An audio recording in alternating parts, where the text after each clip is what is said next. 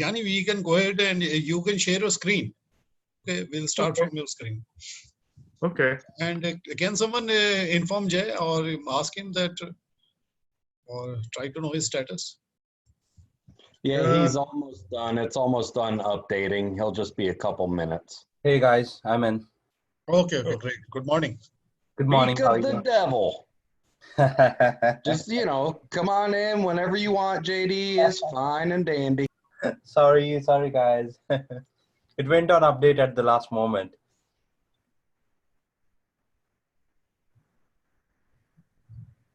Do you guys see my screen? Yeah, sure. Yeah, that looks good. So you can just make it bigger. Okay. See this. I have a question real quick.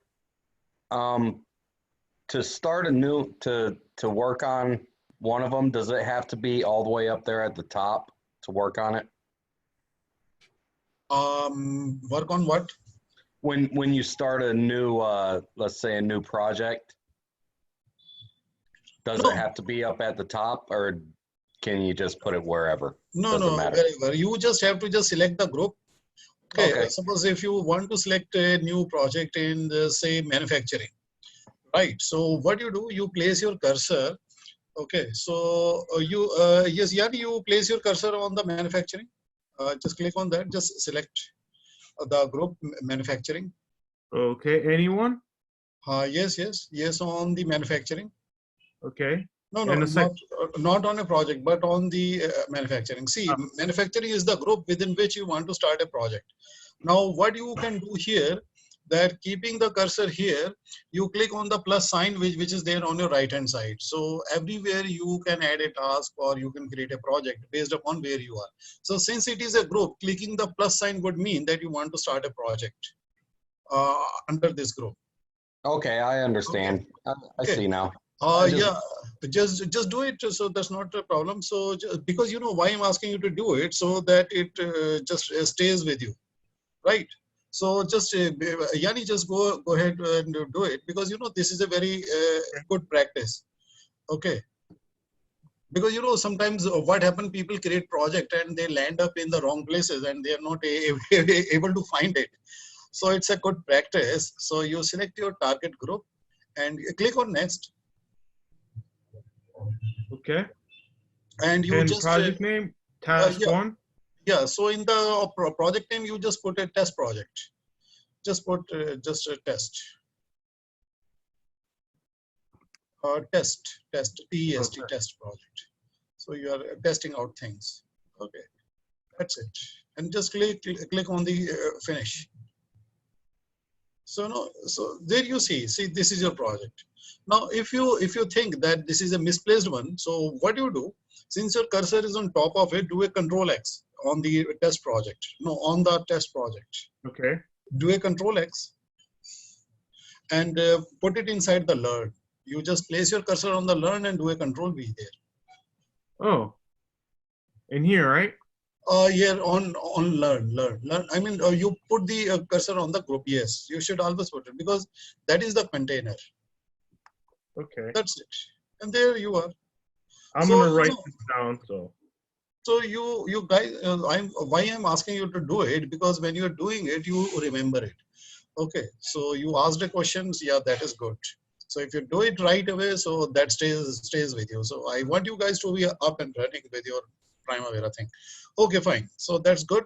Good questions. I welcome them. And that gives me a good feeling that you guys are really going along with me. Okay, so though we can't see each other face to face, but it is due to the technical advancement of mankind that we are sitting across continents. Okay, across continents. Okay, and we are talking and we are doing something fruitful for the future. So that's good. So that's a great feeling. Okay, so that's a good start to your day, and that would be a good ending to my day here, this side of the planet. So what we are going to do today is that so first of all, you open your practice project. So how do you open your project? You place your cursor on that and right click. this practice project. Okay. Practice project 01. Yeah. You right click and open project. Okay. So when you open a project, notice the fact that it says activities, because the project is open and what the project has is activities, right?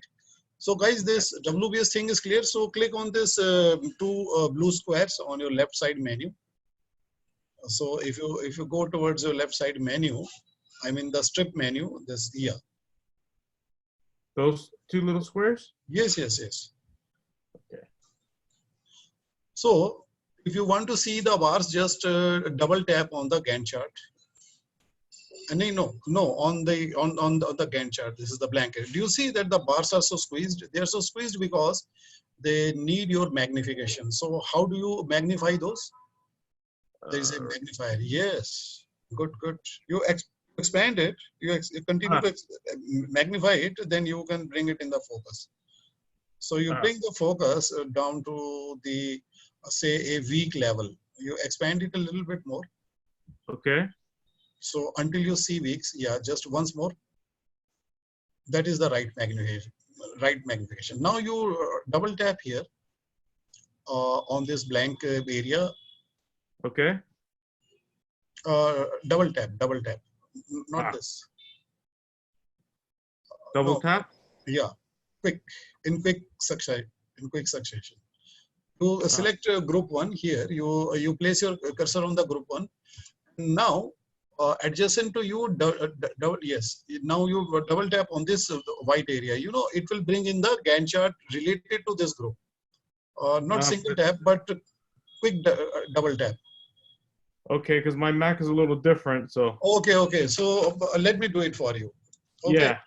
Okay, so that's good. So I'm requesting you for the remote control permission. Okay.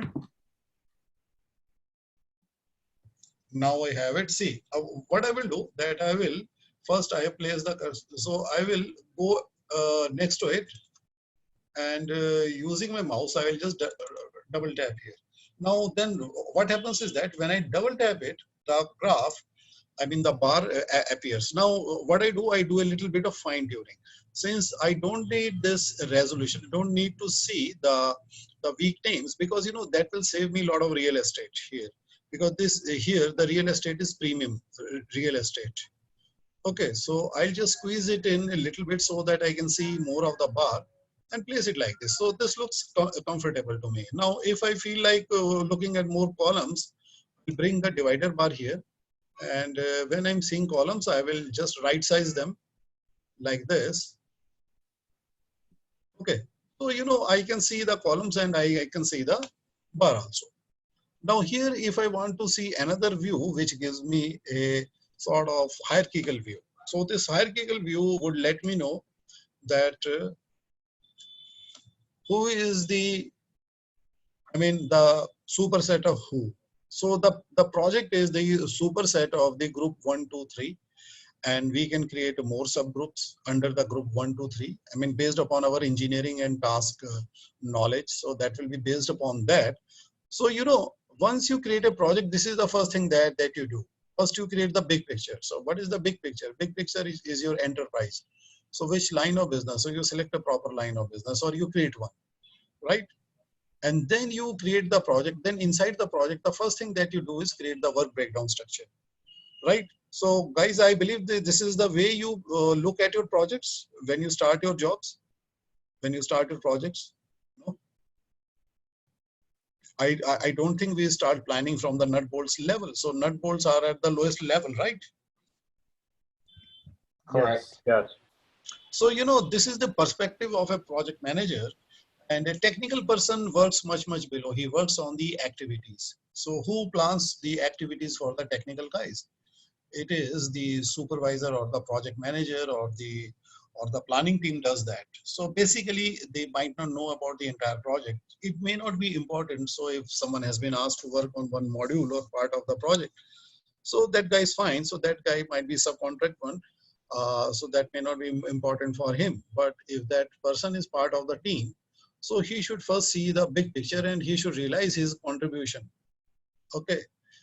So this is something this tool is so wonderful, it can give a correct picture to all the team members. Then the team members would know that which part of the project they are on, and they can then see it in this fashion, right? So these are the columns, and then they can see that the proportion of the time length. And then comes the activities. So activities are filled in by the subject matter experts, that what we should be doing to get the job done.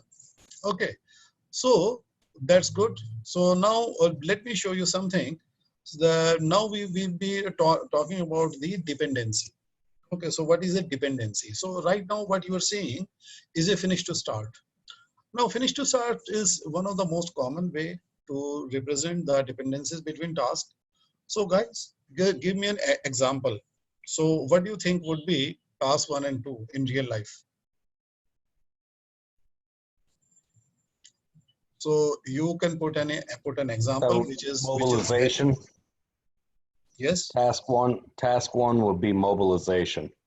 Yes. Then what would you? What can you do next after that's completed? Maintenance of traffic.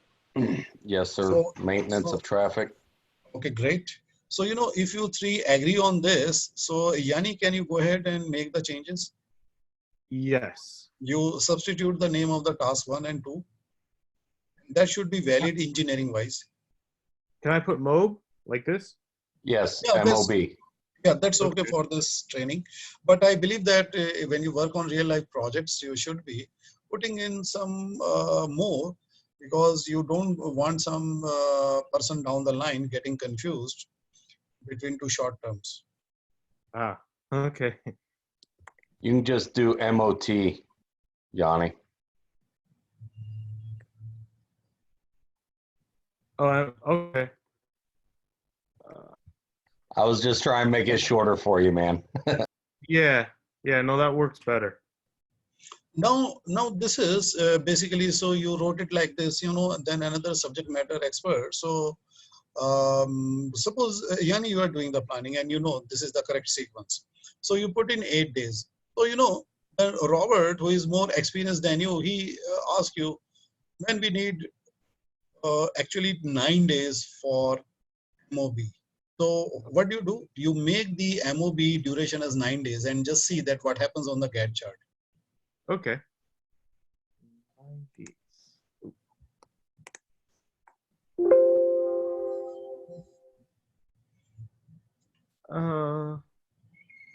So this software helped you. The software helped you by planning the start date of MOT, because you told it the outcome of the MOB will be utilized in the MOT.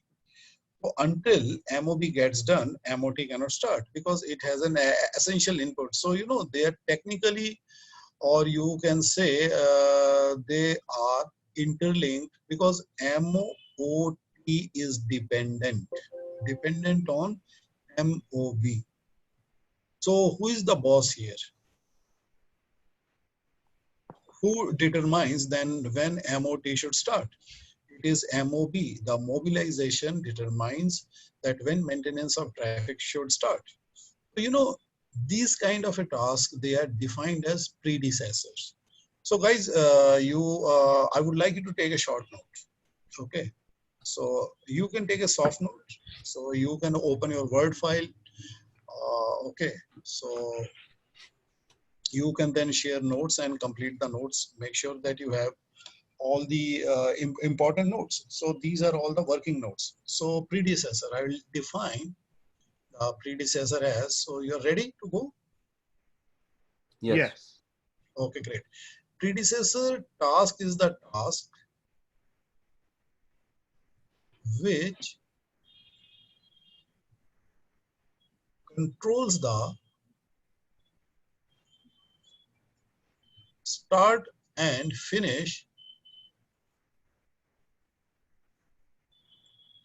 time of the successor task.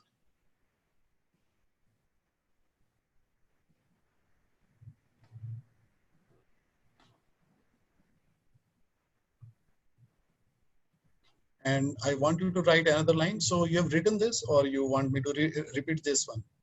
Could you repeat that one more time? Yeah. Predecessor task is the task which controls or determines the start and finish time of the successor task.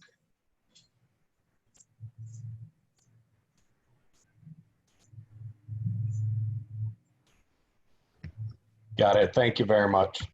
Now, another line you can write, the successor task is technically dependent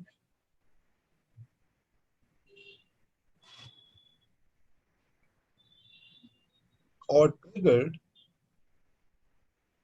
by the predecessor task. It is technically dependent or triggered by the predecessor task. That's it.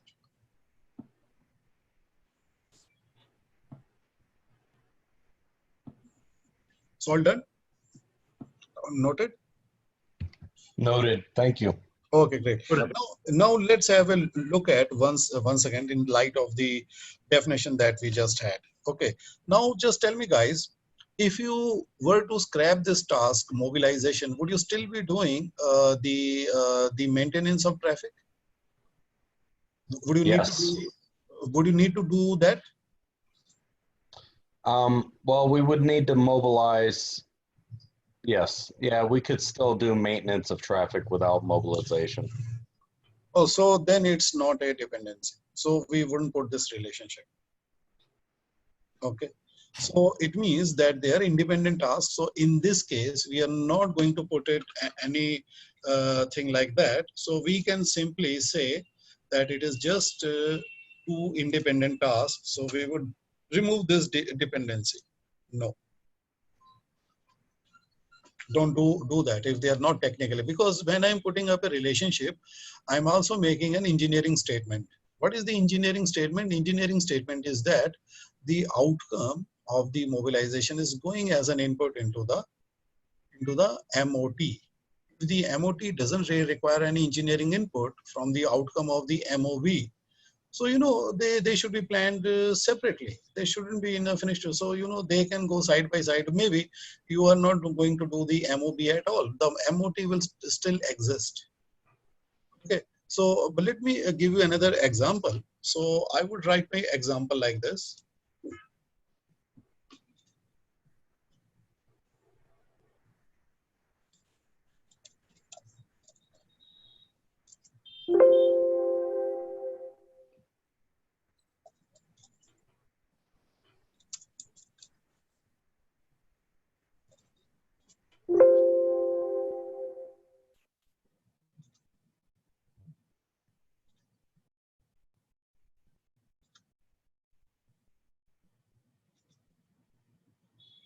So tell me guys, does it sound valid? If I have to erect a structure, so I need a foundation. Okay, so if I'm not making any foundation, can I erect a structure just without any foundation at all? No. So, you know, that is a technical statement as well. And due to which I'm saying is that the foundation, the finish time of the foundation determines the start time of the structure erection. Suppose if I plan foundation for 9 days and it finishes on the 16th, then on 17th I can start the structural job, right? So which is fine. So now if my planner says you have to basically trim it down to say 7 days. So if I'm going to make it 7 like that. So Yanni, you can go ahead and make it 7D. Okay.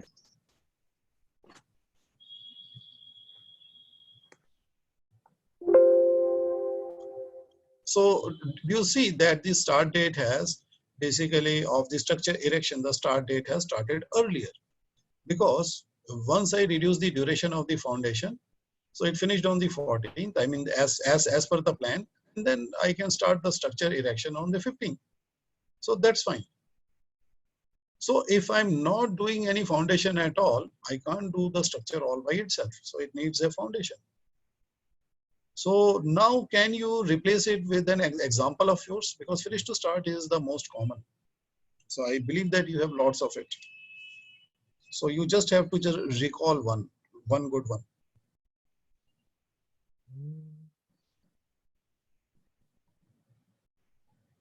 Robert, you can tell one. So I I know you have lots of those. Say that again. I'm sorry. So what I'm saying that Robert, you are being the senior most engineer here. So you can tell a good example. So you know which will give very good understanding of finish to start. So this is something we need to master practically. We need to drive the projects. So if one example you give, so it will reinforce the finish to start. Yes, yes. So with the foundation and the structure erection, after which you would have to do your probably you'd have to do your roofing, of course, after So the structure you erection. so you can modify the task 3. So just Yanni, just go ahead. So Okay. you modify task 3 name as roofing. All right. And should I link those? Yeah, sure. And you just tell roofing that your predecessor is structure erection. So you just select the 1010, A1010 here in this small window. In the small window. Yes, you are in the right place. Yes, you no. Oh, I'm This sorry. is the, yeah. You select A1010. Oh, 8, 10, 10. Yeah. Ah. So A1010 is the predecessor that you are selecting for the roofing. Okay. So you are telling roofing that you start after the structure erection. So you just click on the plus symbol and that would add it as a finish to start. Oh, nice. Okay. Okay. Now you can close this small little window because it's sort of a toolbox. So when you're done with this toolbox, so you just put it away. Okay. I'm just gonna take a picture of this thing so I can remember where to go back. Yeah. Okay. Okay. So now you can see that on the Gantt bar you are saying foundation, structure, erection. Then after that, do you see this arrow which is pointing to the successor? So the arrow starts from the predecessor and it points to the successor, right? So you know where is the arrow starting from? In this case, so which side? The start side or the finish side of the predecessor? If you look at this carefully, the arrow is starting from the finish. Yes. And it is pushing or it is touching the start date of the successor. So you know that's why we call this relationship as finish to start relationship, FS relationship, finish to start. Okay, the finish to start looks like this. So if you are having a Gantt chart but not knowing that how to identify the predecessor or the successor, so just you can just write a small little rule. Hello? Always start from the predecessor, right? The base of the arrow will start from the predecessor and the tip of the arrow would push the successor.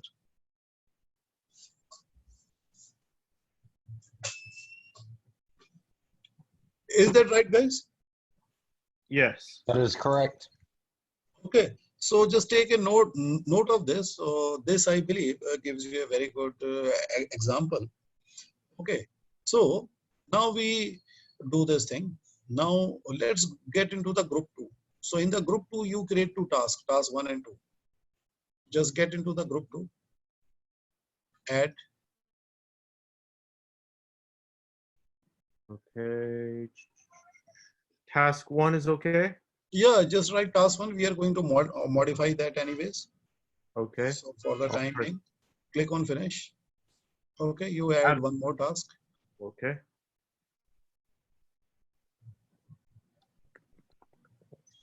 To finish. Okay.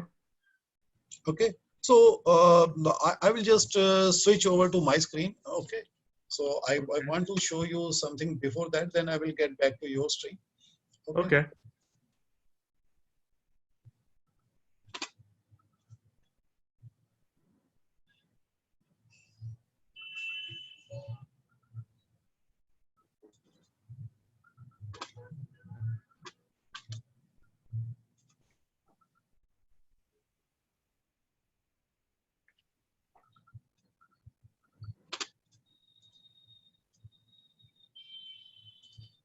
So guys, you are seeing my screen now?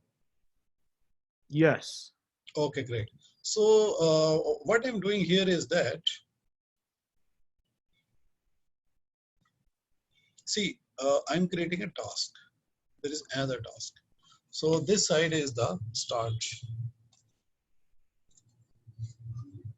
This side is the finish date. Okay. So, so one task I call as predecessor.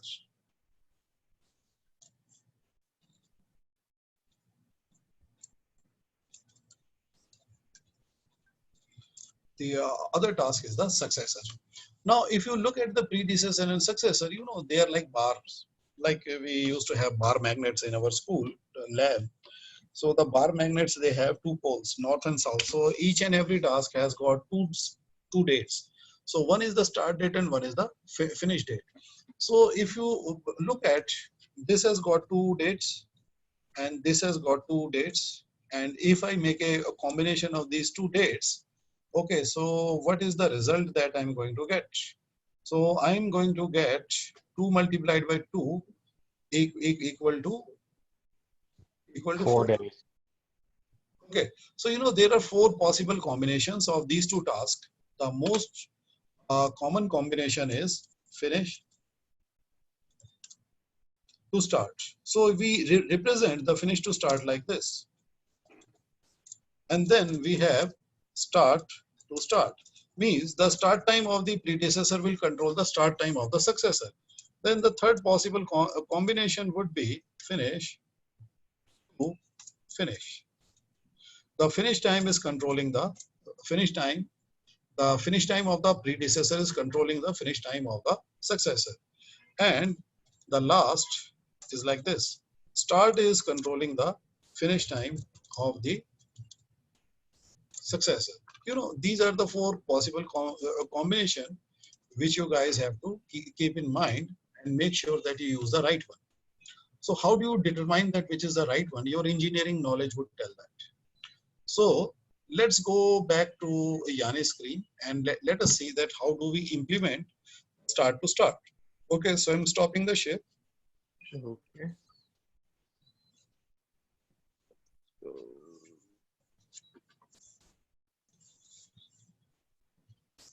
Let me find my other. For some reason, my Mac puts the other file in another desktop. Let's see. Okay. Share.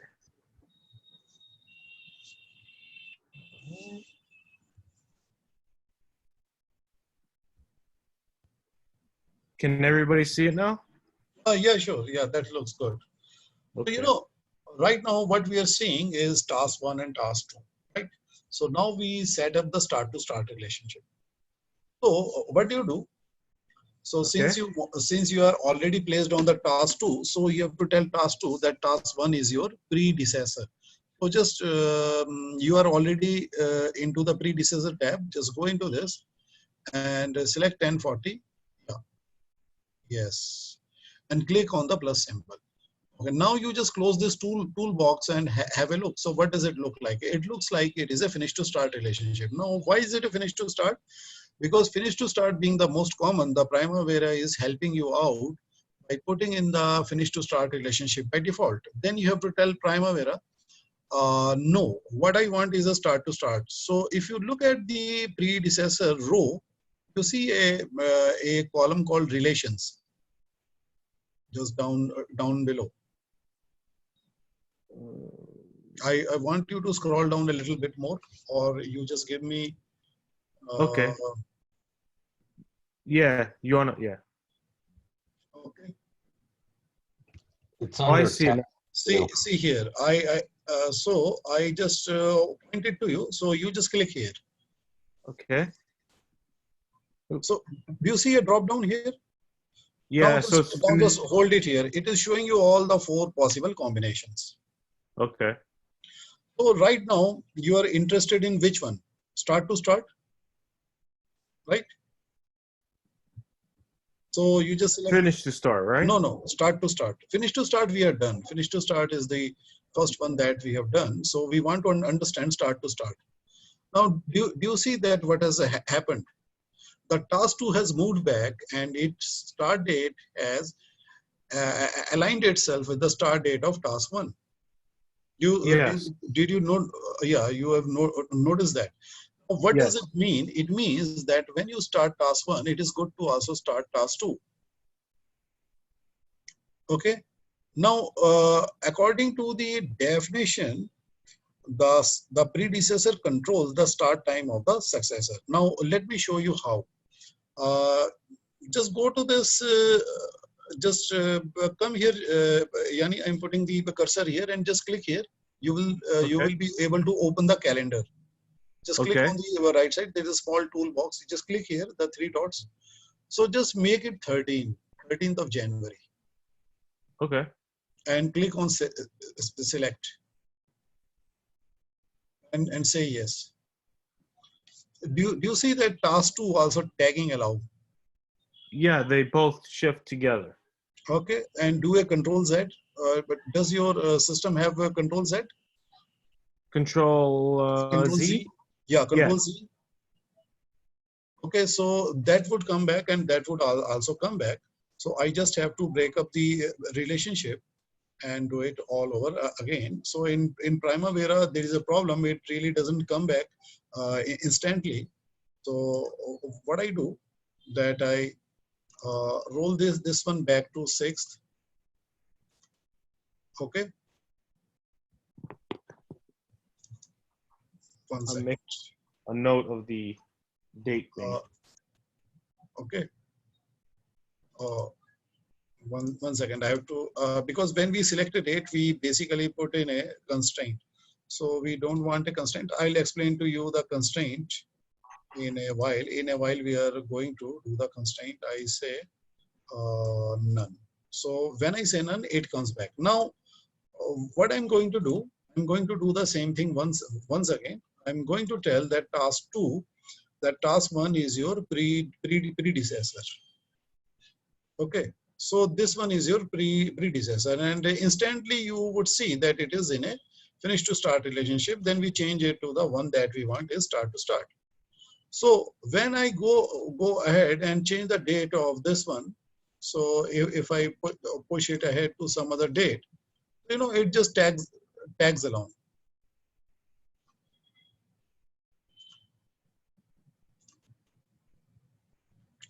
Okay, so it just goes along with it. So you know why? Because the predecessor start time is controlling the start time of the successor, that is the starts 2. So can you give me any example which you feel is potentially start to start? You start this one, then some other child task, they also are useful to start at the same time. So over to Robert. Start to start. Going with the foundation, structure, erection, roofing, and all that. For group 2, I would say that would be your drywall and your or your electrical and your plumbing. So Yanni, you can then modify, and you can tell him that which is the predecessor. So which is the boss. So which should Drywall would be the first one, and no, because you put your drywall last. It'll be electric and plumbing, because you can run those at the same time. And then plumbing, right? Oh. Yes, sir.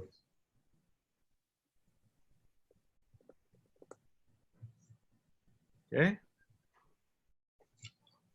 But here is a question that you should ask yourself. What if you weren't doing the electrical job? Would you still be doing the plumbing or not? If we're not doing the electrical? Yeah. If you're not doing the electrical, would you still be doing the plumbing? Yeah, I'd still be doing the plumbing.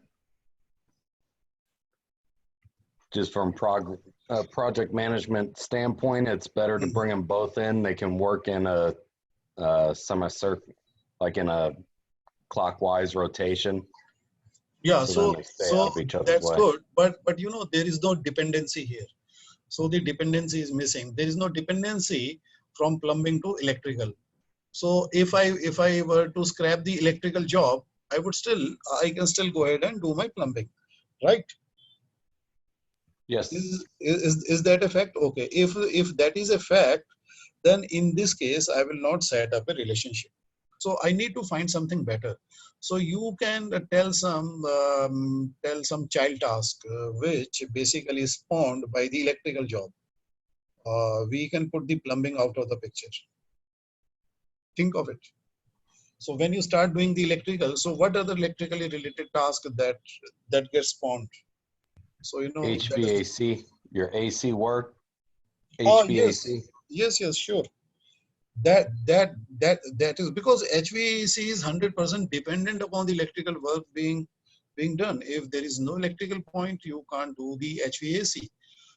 So basically, what you can do as soon as you are doing your electrical job, you are putting up the, you are doing the wiring, you are putting in the points, you are putting in the switches, you are putting in the, say, the panels. So you can start your HVAC because HVAC is dependent on the electrical jobs. Okay, right, right, guys. Do you agree? Is it valid engineering wise? Suppose I Yes, didn't do yes. any electrical, would it make sense to start the HV, HVAC installations? No. No, Yes. both should go in hand in hand.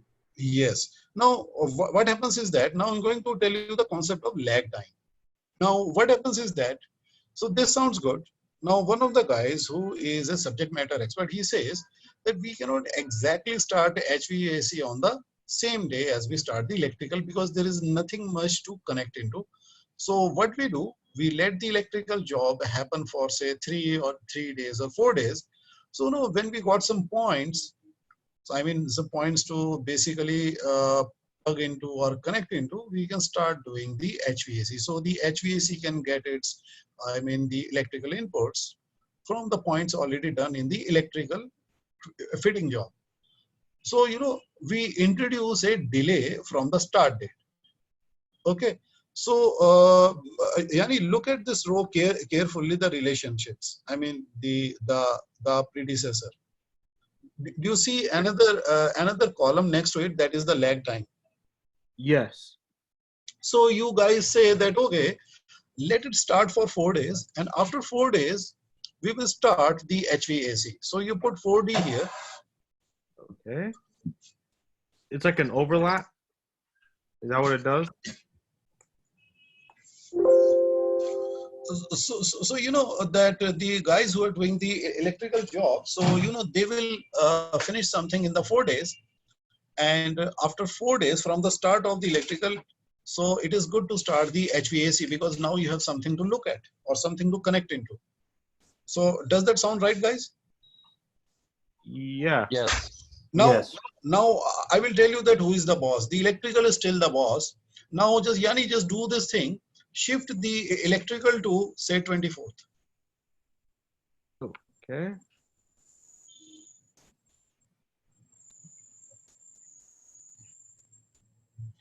Do you see that HVAC is also proportionately shifted? Yes. Now, that is why we say that these have a dependency. If I'm not doing the electrical, would I still be doing the HVAC? Yes or no? No. Yes, that's a real dependency. That's why I put this two task in a start to start dependent, because I'm more interested that when the electrical is going to start, because you know that will save me time. Now, if I do the HVAC job after finishing my electrical job, so that's not a problem. It's not a big deal. I can let all the electrical job finish, and after I'm done with electrical, I can still start the HVAC, but I won't be saving time. You know, that is project management, because you have time constraint. Okay, the client has deadline, so you know you would look for the opportunities where you can connect task in a start to start fashion rather than finish to start, and that would still look technically valid. Do you get my point? Yes. See, what is the total duration at the group level? Do you see that? Where is the cursor? It is 10. Yeah. Okay, but let me do this thing. Let me make both of these as 10 days. Okay, I'll just tell you that how prominent the time saving will be. See this. Right now, these two tasks in a start to start fashion, they take up 14 days. What if I change the relationship to say finish to start? Do you see what is the total duration now for this group 2? 24. 24. Yeah, it's extended beyond. So that saves a lot of time, and time is money. So you get paid quickly. And engineering wise, if I talk about the finish to start, it's not a problem. What I'm just saying is that, so in this case, I might not need the lag time. I say that, okay, let the electrical job finish. Now, even without the lag time, it is still going to take 20 days. Do you see that? Yeah. Now, if I put in a start to start relationship and see the total right now. See the total on the group, duration 10, total, 10 10 days. days. So guys, just do you get that what is the smartness here? The smartness is that you can then, you can say, okay, let these guys do some work for a couple of days so that we have something to connect into in the HVAC. But even if you put 2 days lag, you are still doing this, you are finishing the group 2 in 12 days instead of 20. So that's a neat saving of 8 days. You know, like we save money, we should save time also. Time is the most precious commodity in this entire universe. Right, guys? Yes. So just try this out, guys. So, and basically you should be having more examples in the future to do this way. And I believe that you would be saving lots of time.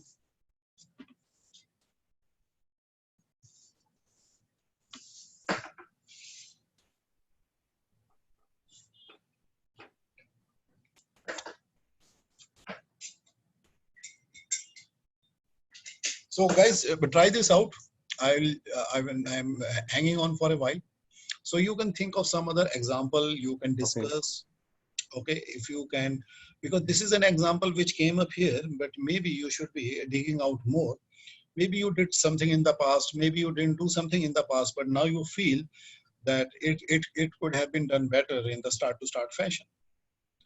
So, you know, you substitute that here and then I believe that you can get better.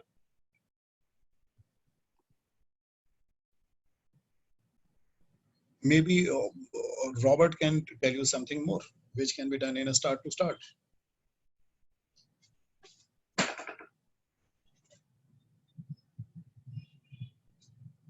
Oh man. Well, you got your electric, you got your HVAC, you got your, well, another one would be your drywall and your cabinetry. And then you can put your flooring in with it as well too, because you can't do the cabinetry without the flooring.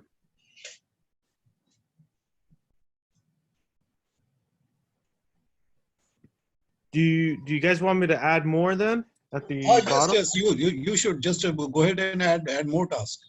Okay. Yeah. So this one you got, Robbie, you said cabinets for this one? You can do your at that point you can do your floor, your drywall, then your Okay. cabinetry. Okay, but I'll have drywall separate, right? Is that correct? Yep. Yes. Okay. And then after that, you would have your flooring. Oh, Okay. no, your plumbing before drywall. Sorry. Oh, then I'll put, okay. I go back then. I'll put this one as drywall and change the name on the other one. Plumbing. Okay, and then one more for flooring, you said? Yep, flooring. You know, there can be multiple successor to one predecessor. That's fine. So plumbing you can start, then drywall and flooring they are dependent upon plumbing on start to start fashion. So that's fine. Okay. So I should connect the drywall with the plumbing, correct? Yeah, in a start-to-start fashion. I mean, that's what we are talking about. Yep. Your plumbing will be first because you can't do your drywall without having your plumbing in first. Yeah. So basically, you would put in some time lag as well because you want certain parts of the plumbing to be there so that you can do your drywall job. So you can put in this lag time based upon your knowledge, based upon your domain knowledge, industry knowledge, and best practices. Robbie? What's up, Yanni? How many days of lag do you think would be appropriate? You're probably gonna want to do 4 days of lag for your plumbing.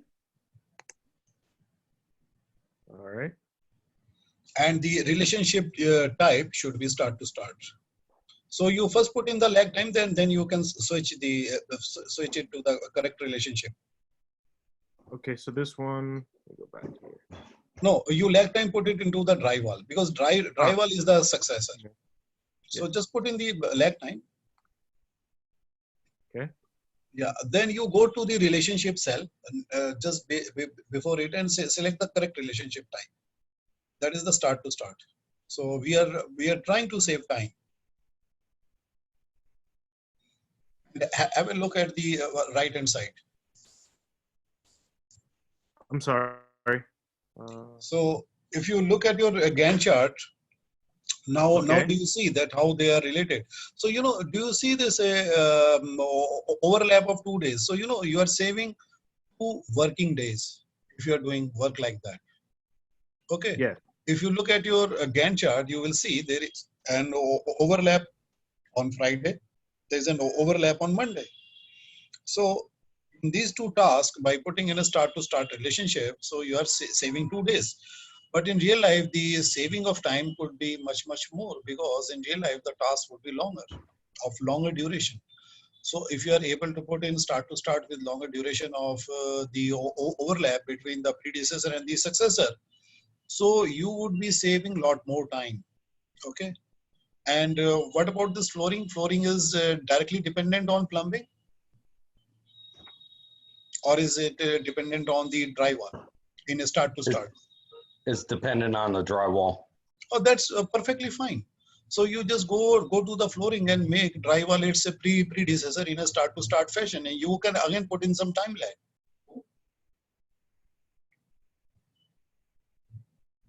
Absolutely, and give some amount of drywall to happen before you start doing your flooring.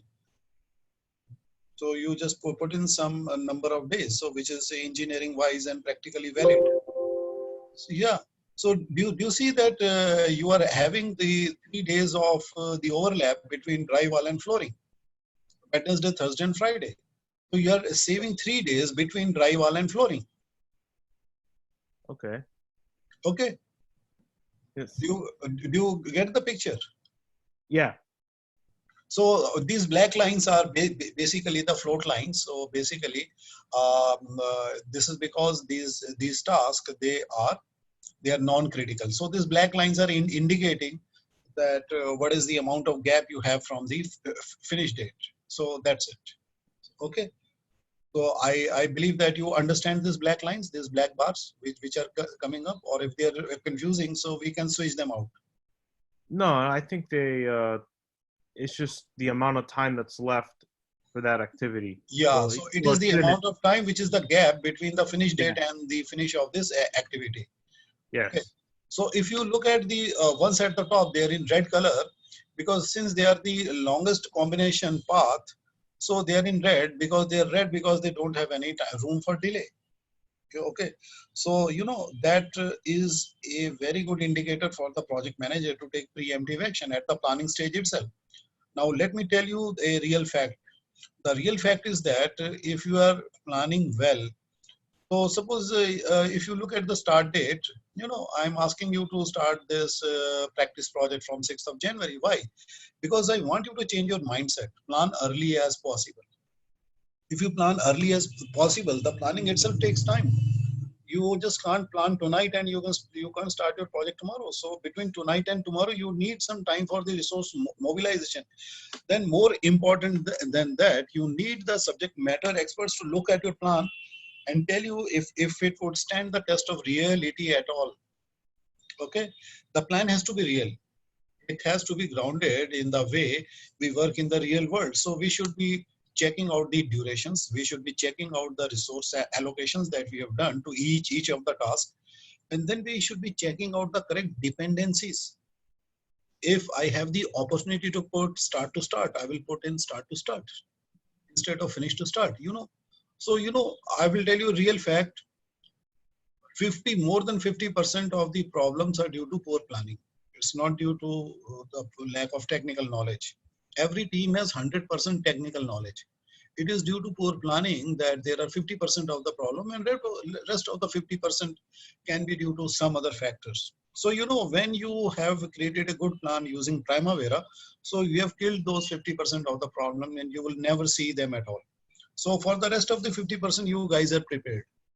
Okay, so those are the real world challenges. So which is something that we can deal with that with our own technical knowledge and with some sort of the workarounds. Okay, so this is something that we should all do. We should make sure that we know that what should be done in what sequence and what is the best possible dependency to use. So is this thing clear, guys? Yes. Okay, now here is something on the WBS side. Okay, now Yanni, click on the WBS tab on the top. Okay. So, sometimes we start the project, we don't know that what kind of WBS we are going to have. In this case, if we don't know that what kind of WBS we might have later, but now we know. So can you rename the group 1 as FS? Just put a capital F and S. And group 2 as capital SS, start to start.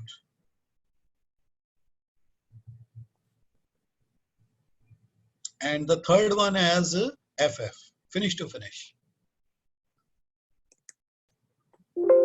Then I believe it is also useful to have another group, which is SF. So what you need to do, you need to add. Yes, right. Nothing to be done there. You just click on the new WBS. You just leave it as it is. Yeah, so it will select its own value. You just put in SF. So right. what do you do? Indent, because it thinks that you have created a child, which is not true. So you just push it towards the left. So how do you push it from your right menu? Oh, sorry. The arrow shows that you can go one way. Okay. So if you come to the activities now, you will find this new group there.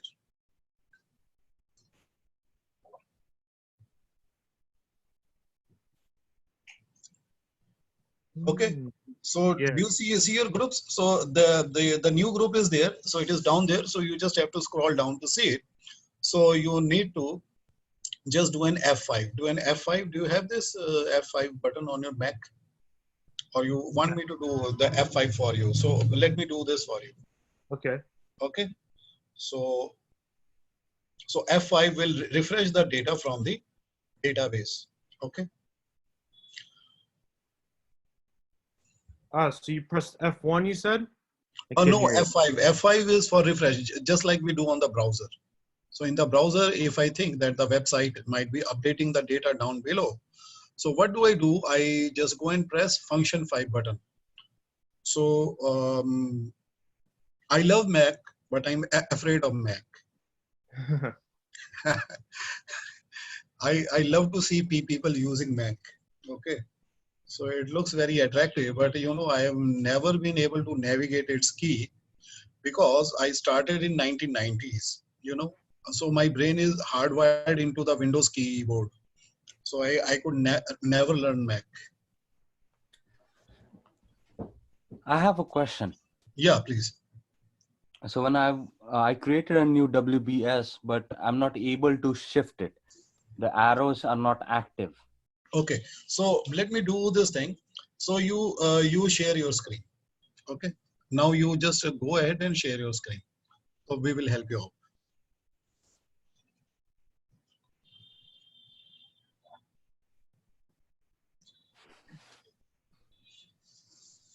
You able to see it?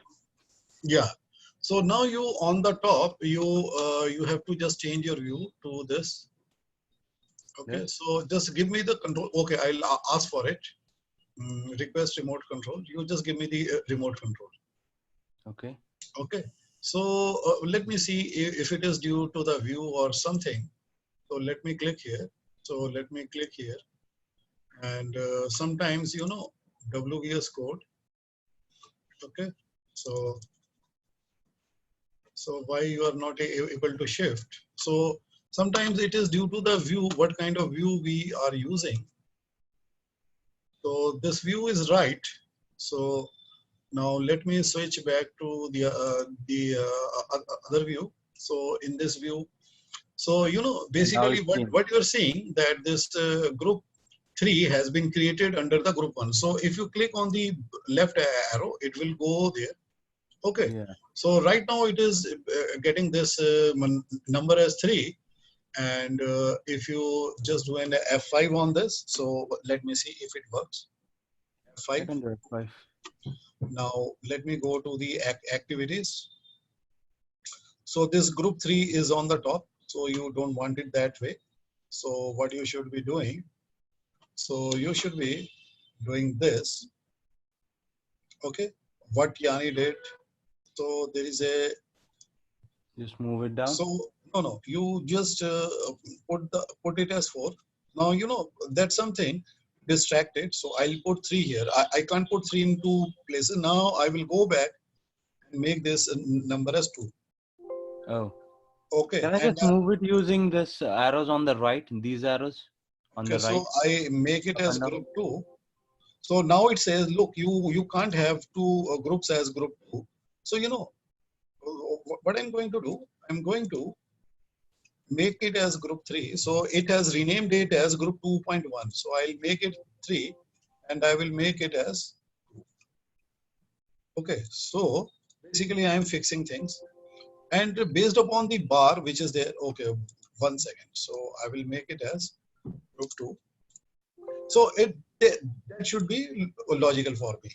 And if I have any activity inside the group 2, so you know the group 2 itself will have some length. If you look at group 2, it doesn't have any length here. Why it does not have any length here? Because it There's no doesn't activity. contain anything at all. It is empty. So you can basically see this. It is empty. Okay. Yes. So you can fine tune it. You see, this is a finger which is used to drag. So if Yeah. you place the finger on this month, on this top strip, so you know it changes into finger. But if you place it here, it changes into lens. So what is the utility of the lens? See. Oh. Okay. So if you drag the lens towards your right, it will expand the characters and it will start showing the. But you can go ahead and drag it and make it very wide and wide. But you know, after a point, it has no practical utility because this is consuming too much of the real estate. You want to optimize the real estate, that is the screen, and it is the costly real estate per square inch. Okay. Now, Okay. what you can do that you can. So if you are comfortable with it and if your the eyesight is fine, so you can just leave it here. So you have more room for more bars. So if you go to the group 2, if you add some activity there, so you know the group 2 bar will also come to life. It will start showing something. Okay. So each time you want to add something, so what it will do, it will make it the child. It thinks that you are inserting a child, actually, which you are not. So basically, you will have to indent. So indent is towards the left, outdent is towards the right. If you Okay. move it towards the right, you are outdenting it. If you Yes. want to move it towards the left, you have to outdent. So you know, do you see the numbering here? The numbering Yes. here is 4. So 4 is a pennant number. Now, if I move it toward the right, so do you see the number here? Yes. It changes. It is 1.3. So 1.3, the parent is having this this number 1. So you know this 3. something is the number which is coming from the parent. So you don't want that. Now it will be good if you can rename this group just as on the Yanni screen. So I'm just stopping your sharing. Okay. Okay. Yep. So Yanni, you can go ahead and share your screen so that everybody can have a look.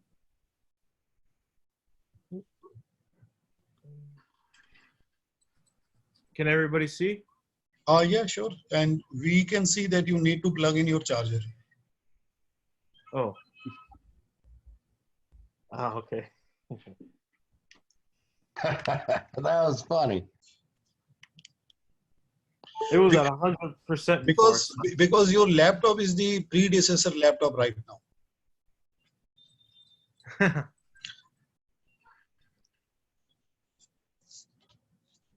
Okay, great. So for me, I would still press F5 to copy stuff in here in the activities, or would it be a different command for me?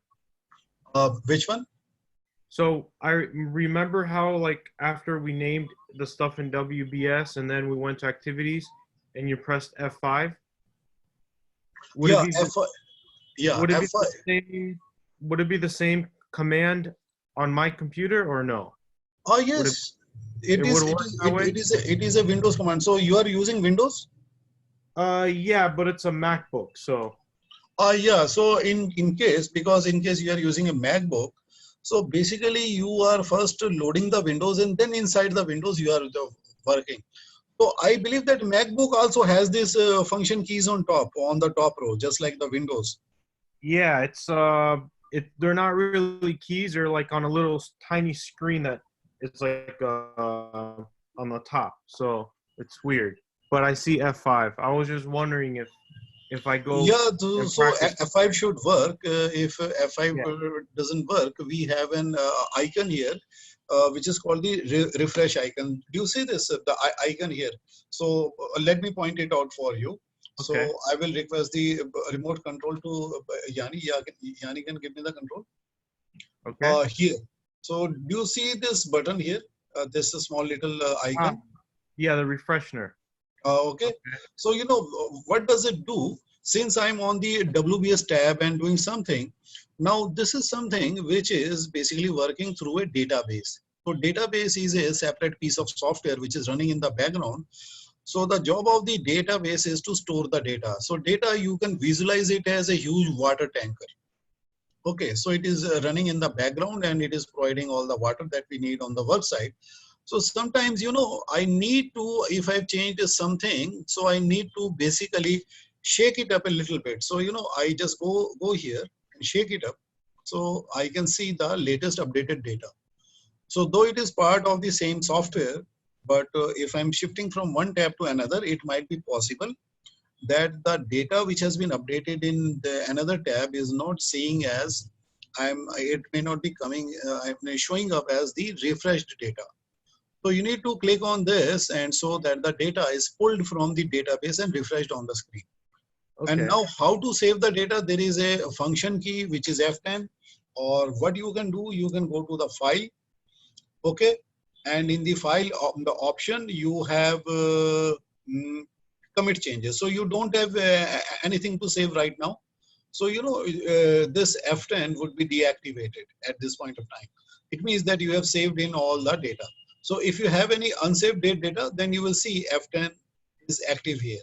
So you can press that, or you can click the option here, or you can press your F10 key, and it will save the data into the database. Okay. So the data is kept in the database at all the times, and it is refreshed from there only.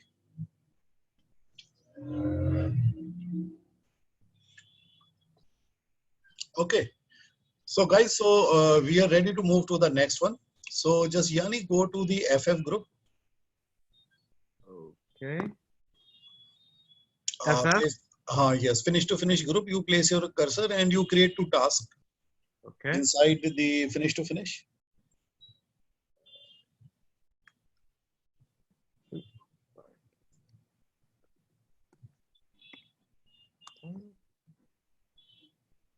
Yes.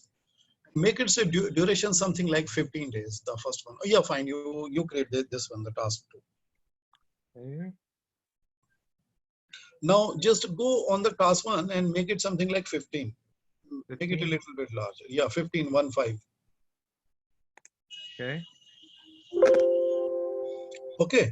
Now you connect the task 2 to the task 1. So task 1 is the predecessor.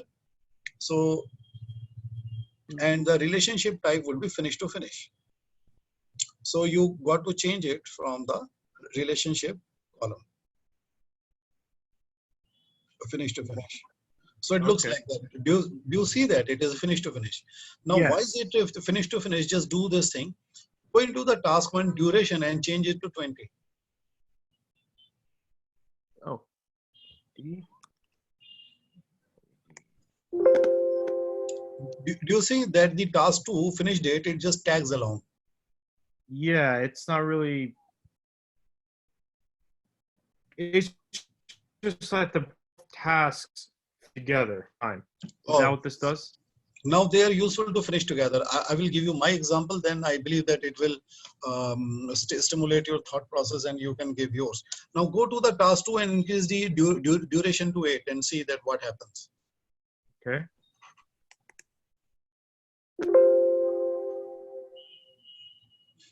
Did you notice the Gantt bar for the task 2? It did not shift. Basically, it expanded towards the start side. Yeah, so it just got longer, but it still finishes. So you know that what did it do? The Primavera told it that you start 2 days earlier, but you still finish at the same time as the predecessor task, because predecessor is the boss, and boss is telling you that when I finish, you finish. So you, Okay. if you need more time, so you start earlier, right? Yes. Get the point. Now, now I will tell you guys a story, and you will be able to understand that what is the utility of this. You know, as I was doing my project, so my project is about software development. So there is a guy in my team whose role is that of a technical writer. So he comes up to me, boss, you didn't give me a task. So don't you need the user manual? Oh, I said, yes, you're right. We do need a user manual. So then he asked me that, boss, when I should start? I tell him that it's not important when you start, but it is important that you finish when the software development is finished. And this is how I plan his task. Okay, I tell him, look, so I'm going to plan your task like this. So first of all, I will write the predecessor task, software development.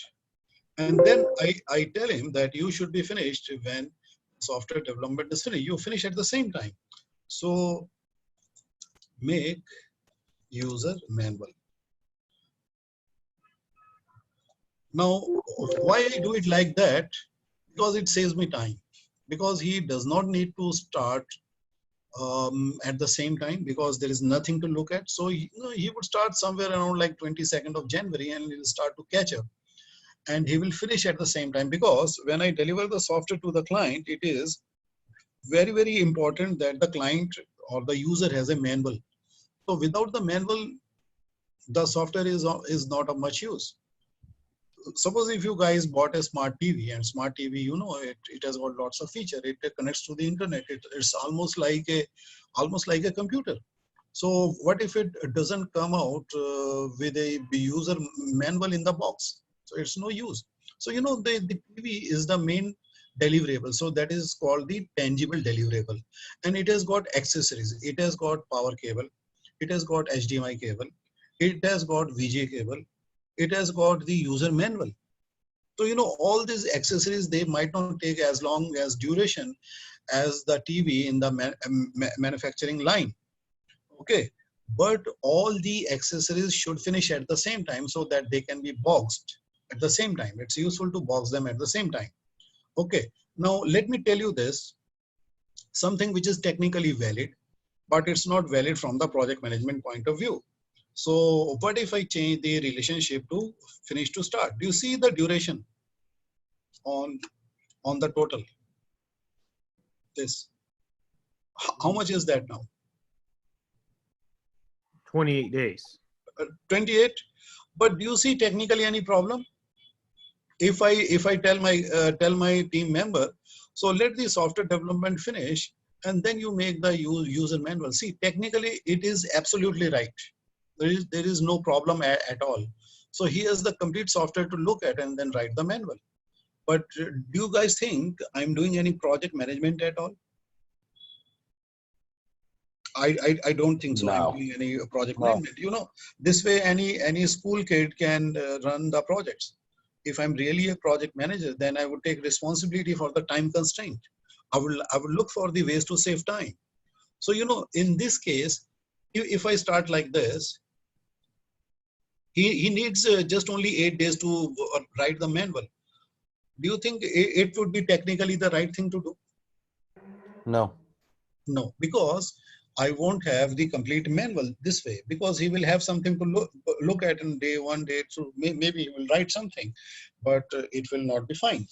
Now, just look at this one. You know, I'm just stimulating your thought process as a manager, and knowing Primavera is good, and knowing the traffic rules is also better. You know how to drive the car, but you know the traffic rules. Okay, I'm going to do this thing. Do you think this is good? Oh, this will create the manual, the complete one.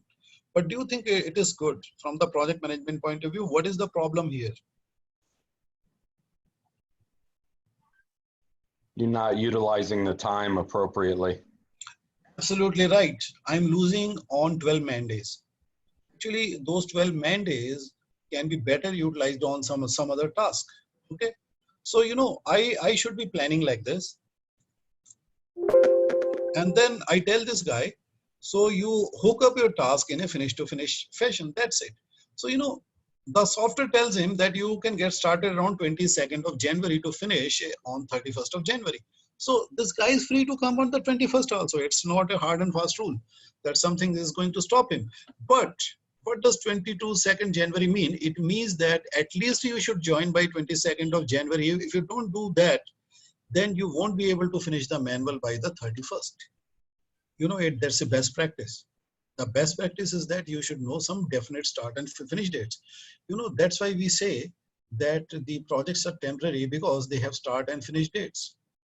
So usually the client gives us the finish date, then we calculate that when we can start. So normally we put a start date, and then we start to look at the critical path and then shrink the project duration by shrinking the critical task, by utilizing more resources than fit in within the expected delivery date of the client. But if I'm not using my mindset to save time, if I'm continuing to use only finish to start in all of the relationship, do you think I'll be able to finish the project on time?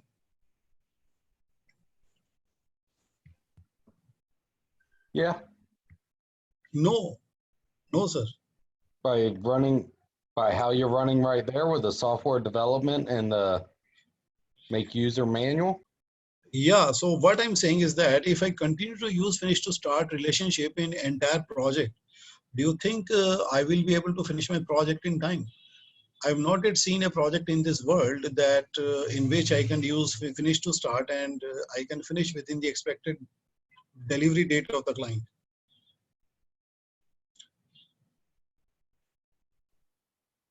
So, you know, I would like to share a saying that we have in the IT industry. So, you know, there is this project manager guy, he's asking the client service guy, so how soon the client wants the project? He says as soon as yesterday. You know, that's how late we are. Okay. So guys, do you get the crux of the matter? The crux of the matter is that we should be finding ways to save time, which are technically valid. So do you think that finish to finish save time? It's good. Yes. Yeah. So now you substitute this task with yours, and which should be engineering value. Now here is the dependency. Now let me show you that where is the dependency. Now guys, tell me a very simple thing. If I'm not developing the software, would I still need to write a manual?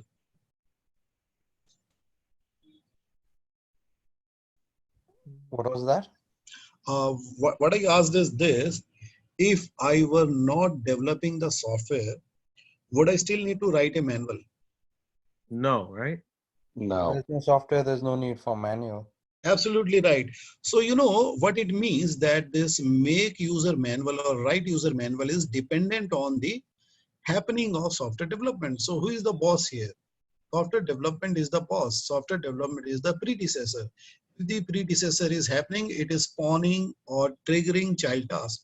So if I'm doing software development, then I need to do the user manual as well. So user manual can't be done if I'm not doing the software. Okay. So that is why I say that predecessor is the software development and user manual is the successor. But in this case, what I'm saying is that I need to utilize the finish to finish. So finish to finish saves me time. So does that make logical sense to you guys? Yes. Yes. Okay, great. Now I believe that I have stimulated your thought process good enough.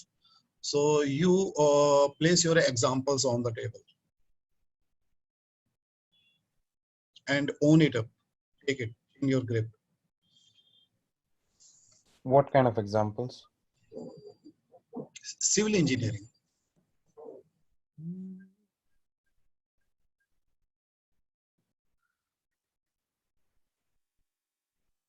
Okay, so I turn to Robert. So Robert, you can play some example from your experience where you think you did something like that. You started a task, then you told your crew that guys, don't start it right now, but you finish along with this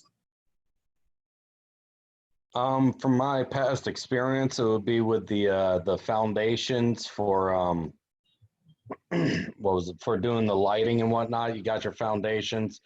You have your cages, because you'll have to make your cages. You can't make your cages till you get your dugout foundation for your lighting and everything else. So it's mine's more DOT.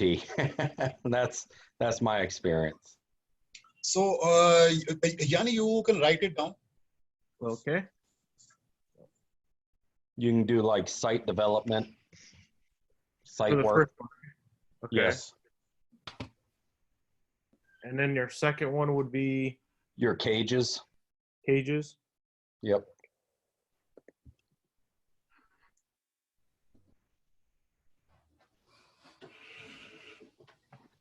Your site work would take you approximately, depends on how many you had. Let's say that we have 4 of them, take you 5 days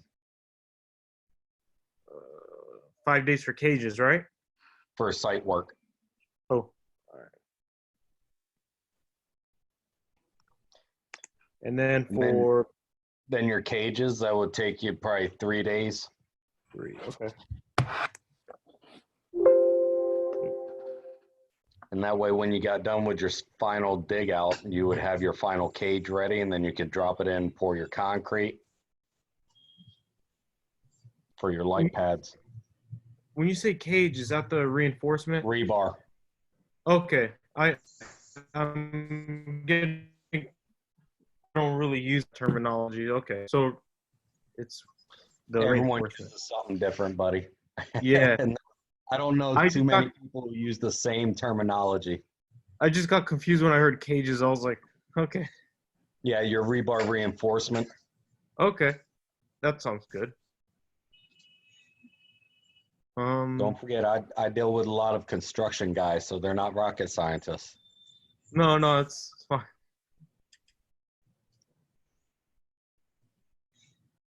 Okay, so you know, so that sounds good to me. So I I learned something too. Okay, so now I will tell you something which I had, which I was looking for the opportune time to tell you. So you know, if you want to explain cages, so what you can do, you can put in some notes here. Now I'm going to show you that how you can put in your notes here. Okay. So what I will do, I will right click here. You see that there is an option here, customize activity details. All right. Yes. Okay, you just go ahead and click on that. Okay. Okay. If you look at the left hand side, so do you see something called notebook? Here. Yes. Okay. So And you move it towards the right. You just click on the right navigation button. okay. On the OK, and click on OK, and click on the notebook tab. Now you have a notebook facility here down below. Oh, I see it now. Okay. So now you click on the add. Ah. So you just select a category where you think this note fits in what Robbie told you. So, or you can say general or something. Okay. Or you can click on the rationale. No, you have to then create that category. We didn't create that. So Oh. you can just use the rationale. Rationale. Yeah, rationale below I that see that. lesson learned. So that is the category of the note. So now you just close this toolbox Okay. and you click on the modify on the right. Okay, I see it. So you know you Robbie, you can tell him that again. So what is the explanation for cages? It's the rebar, your reinforced rebar. Okay.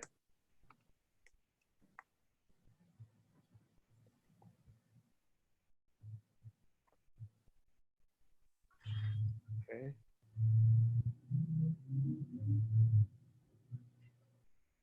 So you know you have got notes to explain this thing. If you have any technical details, so you can just look down here. So once you have selected the cages, and you will be able to understand. Maybe some other person might be using the plan down the line. So he can look at this. You can put up a URL also if you think that the technology is updating and the idea is there on certain website. So what you can do that you can go into your notes and you can copy that URL location and paste it here into the notebook. Okay. If there is a certain text which you think it's going to remain stable for quite some time, so you can put the text here directly, the person can read it. And if you think that it is going to be updated frequently, so you can put in the URL here, then the person can click on the URL and he can launch the browser and see the latest information about the technology or the technique which is related to this task. Or if something drawing or map you think is there, so the updated one is on this URL. So you can write a note here. So click here for the updated drawing or the latest diagram at the time of the execution. Okay, so Uh, that is helpful in the notebook. Okay, so right inside the rationale again or no? So it is your choice. If you want to create an activity, I mean create a category like a general note. So let me tell you back again. So you click on the admin. Okay. Okay. Then you see admin categories. You click on the admin categories Okay. and you go to the notebook topics.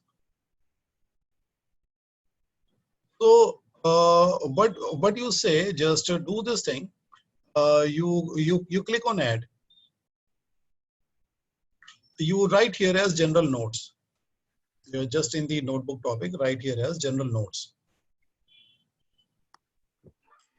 And you shift it up. You click on the button shift up. Shift up. Yeah. Just take it to the absolute top and click on the close. Now you go to the add again once again on the left Okay. hand side. Do you see this general notes? Yes. Great. So you click on the plus sign. So here you have the category. So you can add your new note or you can just copy paste from rationale into the general note. You can delete your rationale. Okay. So if that is the right category, so you can click on the modify now. So you can write here. So you know the general note will basically let the person know this is general note. And if you have any specialized note, you can put in the specialized note. You can create the category and then you can put the note in that category. It will be useful for the person to focus on the category. Based upon the category, the focus would shift. So you can put in a URL here, you can put in some description here. So so you can write a lot here. So it has got a lot of spaces here. You can put in some diagrams, you can paste here. If you have any picture, you can paste here. So, picture will stay in place. Just like you paste a picture into the Word file, so you can paste in a diagram here, and it would stay in place, and you can put some note below it to explain that what it means and how it should be utilized, right? So, Okay. so we do need notes for certain tasks which are technically complex, and it is useful to have this here in this place. So that sounds good, guys. That looks good. Yes, Good. I like the notes that you can add into it. That's helpful. Okay, great. So just put in a URL here. I'll just tell you. Just click on the modify. I was just going back here just to like Ah, double check where to go okay. again. That's all. Okay, you want to add another one? So you No, just I just wanted to make sure that I remember where to go back to. yes, That's all. that's a good practice. That's a good Yeah. practice. If you click, you remember. Yeah, that's good, good, good. So what should I add in here then? Or What do you? just write google.com, Okay. www.google.com, Okay. just to see that what does it look like to the user. Awesome. So so this is the URL where you have the latest information. So anybody needing to look at the latest information can go to the manufacturer's site or the supplier site and see the change in the specification. So that is sure that what is the stuff that should be utilized, right? So that is the value of the, so you don't put any notes here. You just write here, just this is the website to go for latest information about this task, right? Yes. Okay, so guys, so finish to finish. So you have mastered it. Yeah, Yeah. I like that. It does very well. Very helpful in properly and adequately scheduling. Okay, good, good. Sounds good. Okay, so what about you, Jay? So you've tried it out. So basically, Yes, you I have can. tried it. So you would be coming across a lot of new tasks, and you would be able to now understand if you can put it into the finish to finish relationship and save time. Okay, but that should be technically valid as well. Now we come to the start to finish. So before we go to the start to finish, I want a situation. I want you guys to analyze a situation and tell me that what would you do. Suppose uh, you have booked a train. Okay, so the train would depart the station at 5 p.m. Right? So 5 p.m. is the time that the train would leave the station. So you know from your past experience that it takes around 1 hour from your home to reach the railway station, right? Okay, it takes you around 1 hour. The running time is 1 hour from your home to the railway station, but there could be certain variables on the way. So what time do you think that you would like to start from your home to just to make sure that you don't miss the train? 1.5 hours before the time. Yeah. So that sounds good. So you know what you have done, that you have calculated backwards. So what would be that PM? Tell me exactly. The train departs at 5 p.m. So if you start 1.5 hours before, so what would be the PM? 3:30 p.m. 3:30 p.m. That sounds good. So do you guys agree? Yeah. Yes. Okay. Now it's like this. You start at 3:30 and reach at 4:30. Is that a big problem? No, it's not a big problem. I think so. So you will just wait 30 minutes and still, get into your coach and the right seat and you're comfortable. Suppose there is some problem on the way, there is a flat tire, and you reach the station exactly at 4:59. Is that a problem? No. No. Still, that's not a problem because you can get into any coach that's in front of you, and then you can move inside the coaches to into and reach your coach. Even that's not a problem. Now, what is the problem? If you reach the station and see the train leaving, and you are not allowed to run after the train, so you miss your train. So that's a problem, right? That Yes. is the thing. So the train won't wait for you, and if you reach early, the train won't start early because it's a it's a public means of transport. It would start at its own time. If it started earlier, then many people, a lot of people might miss it. Okay, and if it started late, then a lot of people would complain. So we want the exact time to be maintained. So what is my task? So my task is to reach the railway station before the train starts. So it is the start time of the train which is dictating to me the finish time of my arrival at the railway station, right? So in such cases, we, as a best practice, we put some time margin which we call as the lead time. Lead time means earlier. So I wouldn't start exactly at 4 p.m. because no, I would be taking a huge risk. So what do? I lead this 4 p.m. by another 30 minutes. So in project management, we call it the lead time. We start a little bit earlier than 1 hour so as to ensure that we have a time margin for any unforeseen circumstances happening on the way to the station. So if I reach earlier, not a problem. I still can catch my train just for reasons of safety. So just like you would do exactly the same way if you were to catch a flight, you would leave some time margin for your check-ins, for your security, for your clearances, and you will take more lead time in case you are catching an international flight, because international flight is a big deal. It's not like that you will catch another one going that way. It's not like that. In the domestic flight, you might catch another one, say, a couple of hours later going that way. But international flight, it could be a big loss. It could be a loss of the opportunity. Okay. So you would make sure that you land up at the airport with a lead time.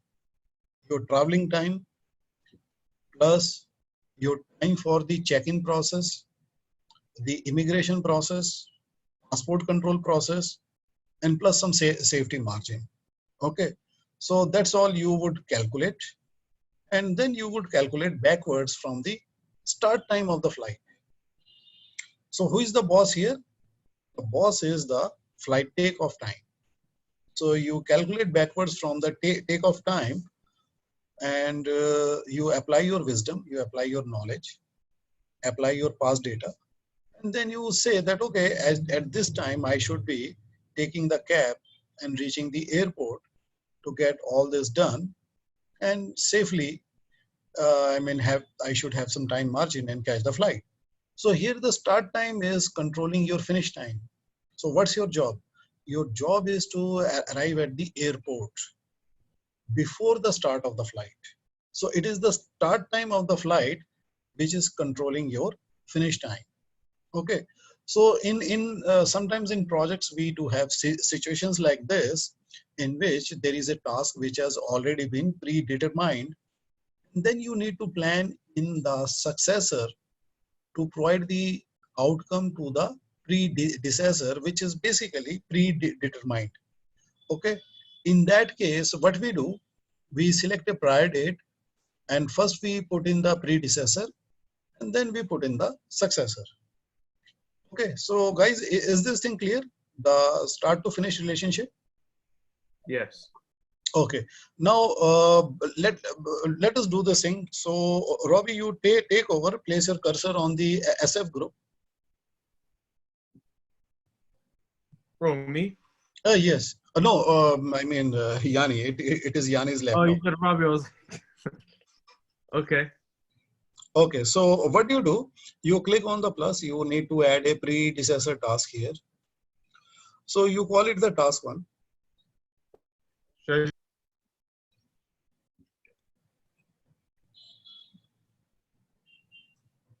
and then another one, right? Task 2.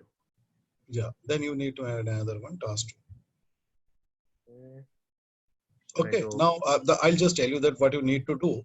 See, the task one is a task which has a predetermined date, just like your flight time. So you can book your flight 1 month in advance, a week in advance, 10 days in advance, 2 days in advance. So it is having a predetermined date and time. So what you need to do, just go into the start column of the task one. Okay. And switch on the calendar, pop up the calendar, and select as 24th of January 2020. and select it. So you know what you have done, you have put in a time constraint. You see that it has shifted to 24th of January. Now this is the predecessor task. The task 1 is the predecessor task. It says that, look, I'm going to start on 24th of January, but I need a certain input from task 2, and then you, for the reasons of safety, you would like to put some lead time as well as a best practice. Okay, so how do you plan task 2? You select task 2. Okay. And then you assign a predecessor to task 2. Relations, right? Yeah. But the relation will come when you do the assign button in the predecessor tab. Yeah, that's right. So who is the predecessor? 1010. Okay. Now, what is the relationship type? You close this toolbox first. So, okay. Now, you know, if you plan exactly like this, so you will miss your flight. You want some time gap between the predecessor and the successor. Okay. So, what you should do, you should put in go into the lag column. Next to the relationship in the predecessor tab. Yes. Okay. You put minus 4D minus. Yeah. 4D. 4D. Oh, okay. What is this thing? Pick next year.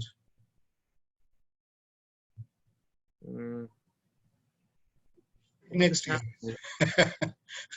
Switch it off. Just set it for tomorrow, Yanni. Yeah. I just took it out. Okay, sorry. Now look at the again, but you see something here. Yes. So like. Now, you know, it is like the safety margin. That's a best practice. See, why I'm telling you the best practice. See, I'm not a trainer. I'm not a software trainer. I'm a project management consultant. So, you know, I'm also telling you the best practice. If you are going to use the start to finish, so just keep in mind that you don't want to miss the flight. Okay. You need to keep in time margin for certain tasks which will happen in between these two tasks. Now, this task, that is the task 1, is the predecessor. Just go to the task 1 and put a -P there so that you can remind yourself. -P, right? Yeah, -P next to it. No, you keep the task 1. Okay. Put task 1 -P. Sorry.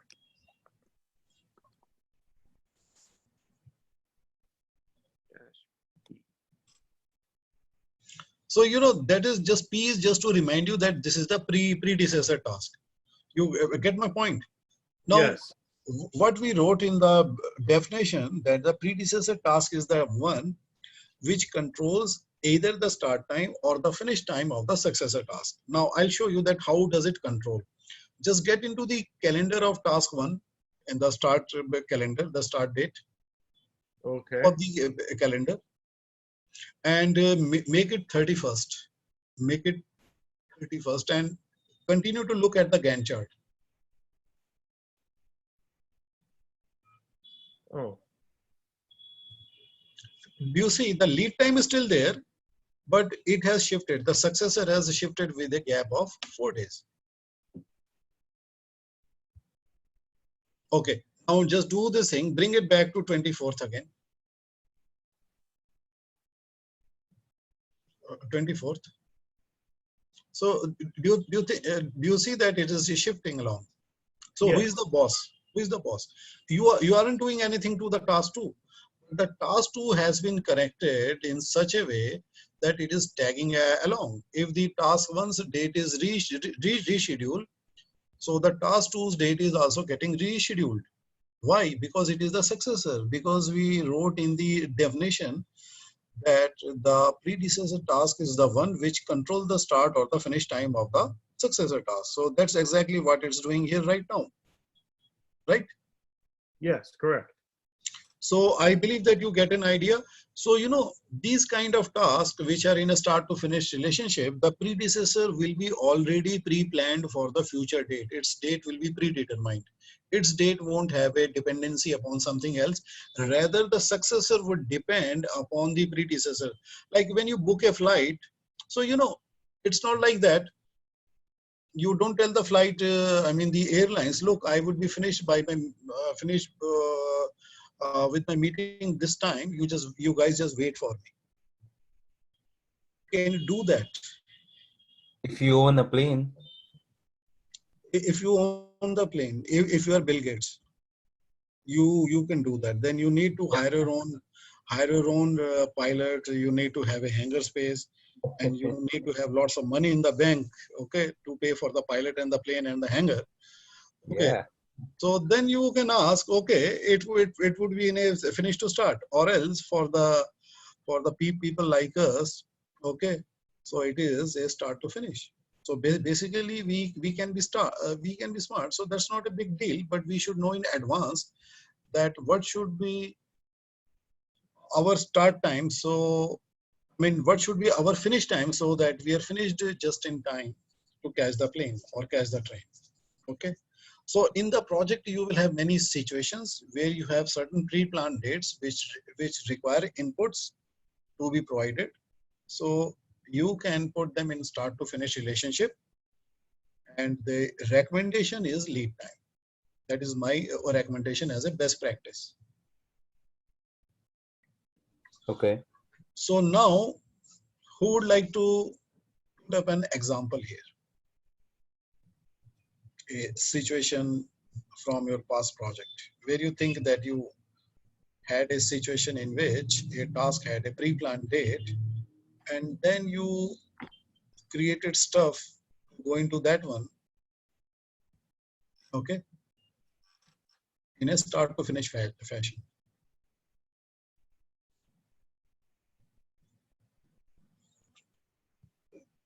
So what do you think, Robert? Can you recall something like that? Could you repeat it? I'm sorry. Uh, so, uh, uh, okay, so it's like this. If you booked a movie ticket, and if you're on the way to the movie hall and you think that you will get delayed, can you tell the movie hall manager, man, just hold the movie for me, I'm on the way. No, you can't do that at all. Okay, No, you have to compensate your time out of a different task. absolutely. Okay, so if you booked a movie ticket, book the movie ticket a week ahead. Okay, so you would be basically looking at the start time of the movie and then plan backwards, that what should be the right amount of margin that I should be keeping for the traveling and parking my car and going from the underground basement parking to the right level and be on my seat just before the start of the movie, at least by 1 minute margin. So you will put some lead time at least. Okay. So just think of it, in the past, did you have any fixed date in your project?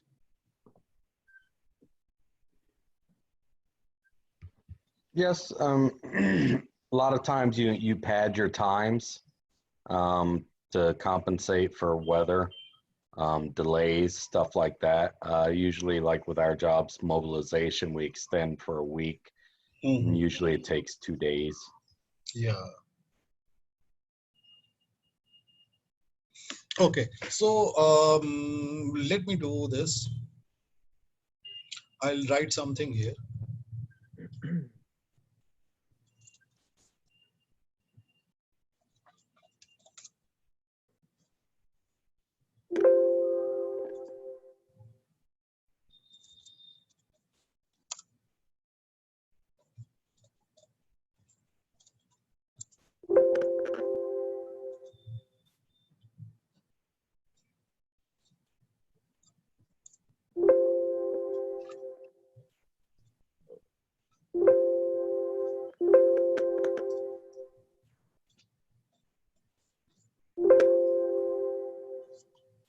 So, you can have situation like this because this resource mobilization would be the task. They would always be in start to finish relationship. So, every task would require resources, and you can put in a resource mobilization task with that predecessor, that is the engineering task, in a start to finish with some time lead, right? So, that will make you place your orders at the right time, so that once you get your stuff, so you can check your stuff, you can get it replaced, and you have all the stuff ready on the site. So that is, say, material, equipment, all ready. Or people are, of course, they are on your team, they are already say allocated on the task. But if you are having some part of the job which is being outsourced to a contractor, so basically you might ask your contractor to send you the guys maybe a day earlier. It really doesn't hurt to pay one extra day, but it will be good if they can be oriented to the project. If they are going to work for, say, 1 month or so, they should be oriented into the safety features, the site. Okay, and they should be made familiar with the site configuration, topography, equipments, and all the people, those who are already part of the main project. So they can orient these people. So, that would be in a start to finish relationship. So they can arrive a day or a couple of days earlier to get oriented into the project. So they might work on this project for 30 days or so. It is useful to have them arrive a day earlier. So when the task starts, the actual task, the day it starts, so they are fully aware of what they should be doing. So they will be made familiar with the plans. So they will be, say, allocated their task. So, the resource mobilization for human resource, for equipment, for material can be put like this in a start to finish. So that would be good if you plan your resources in advance to the task. If certain tasks which are big and the resources are not available off the shelf, so you need to plan the resources, you need to order the resources from some manufacturer or some supplier. And if they are used in bulk quantity, if the resource is a big equipment, so definitely putting up a lead time would be good. Okay, so what you are calling as padding is actually a lead time.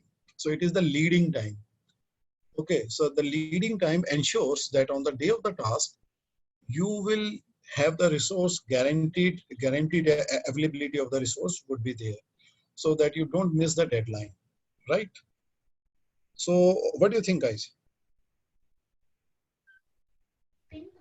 Yeah, I agree. You're right with the lead time. So what I can do, I can go to the notebook, and in the notebook, so I can write, say,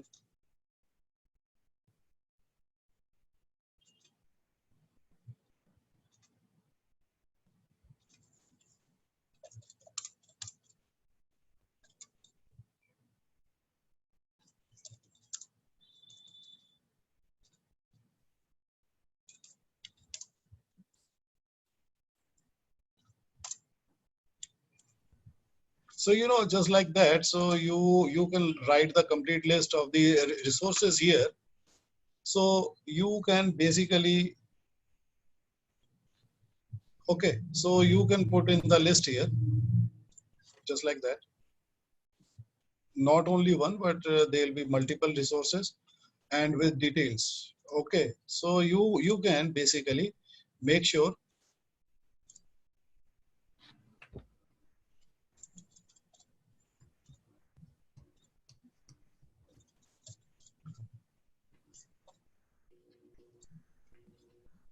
Oh, can you set that right for me? I don't know what did I click here.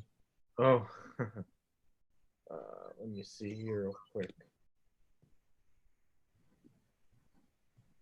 This happens a lot. Yeah. Okay, great. Okay, so I can write here.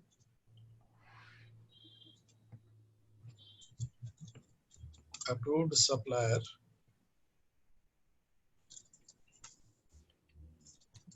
mobile number, and I can put it like that. So if someone is say is going to order the resources within the team, so that that person will have the right information, okay, to trigger this task at the right time. So, so this task, if it's going to be executed on 24th, so the trigger date would be, say, 8th of January. So resource mobilization might take around 6 days. And we are keeping a margin. So the margin is mentioned here. The margin is mentioned as -6 day. Okay, so that's good. So, it's a good practice. And if you feel you need less margin, so you can adjust it. Okay, you can adjust it to -4, -5, which you feel is the best. So you can optimize on time. So does that sound good, guys? Yes. Okay. Yes. Now, okay, great. Thanks for your feedbacks. Okay, so guys, let us do this thing. We are using two tabs here. One is the predecessor and one is the successor. Now, if I click on the successor, I see nothing. But if I click on the engineering task, I see a successor there. So it is just like that. There is one husband and wife. So husband says she is my wife, and wife says that he is my husband. It is just like that. Do you see that engineering task has a successor? And who is the successor? A1120. Resource mobilization has a predecessor. That is the A1110, right? So basically we have these two tabs in case we have this task. If you look at this task, drywall. So drywall has a predecessor and successor both. Do you see that?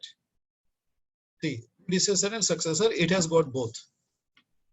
Because drywall is in between the plumbing and the flooring. So the plumbing is the predecessor and the flooring is the successor. Okay? Yes. So, do you get the point? So if you have any task in which you want to mention the successor, you can mention the successor. So from the successor point of view, it will become the predecessor. So you can basically set up relationship both ways.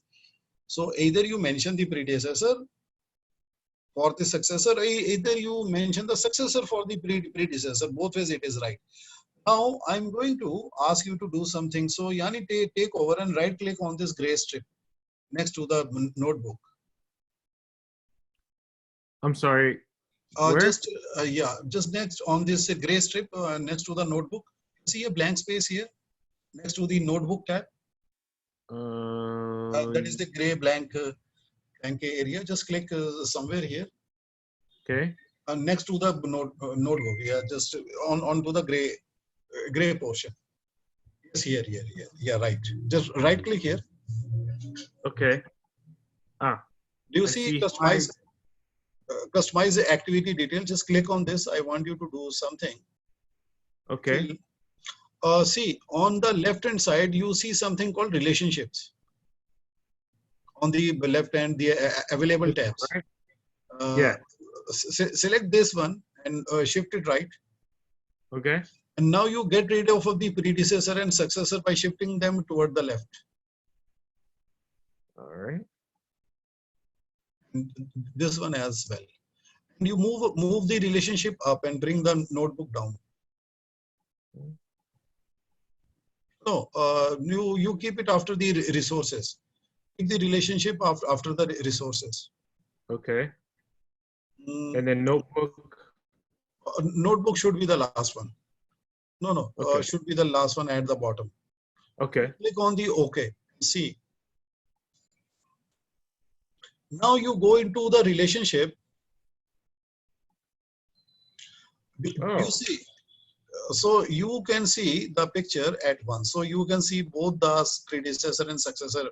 So this engineering task has a successor. It doesn't have a predecessor. Now you click on the resource mobilization. It has a predecessor. It doesn't have a successor. It doesn't have a successor because it is the last one on the row. So it doesn't have. Now if you click on the plumbing, it has a successor. Now you click on the drywall. So I believe now you are able to relate the Gantt chart with this. But you see the relationship. If you look at the Gantt chart and the relationship, so it makes sense. Yeah. So I see how the drywall has both things inside, but then the last two doesn't. Is that because the task X, Y, and Z, is that because it's the It is the predecessor. The predecessor has okay, a successor. So XYZ is an independent task. It is not taking any kind of inputs from any other task. So that one doesn't have a predecessor, but it does have a successor that it's driving. If you look at the successor, it has a predecessor. So that is the engineering task XYZ.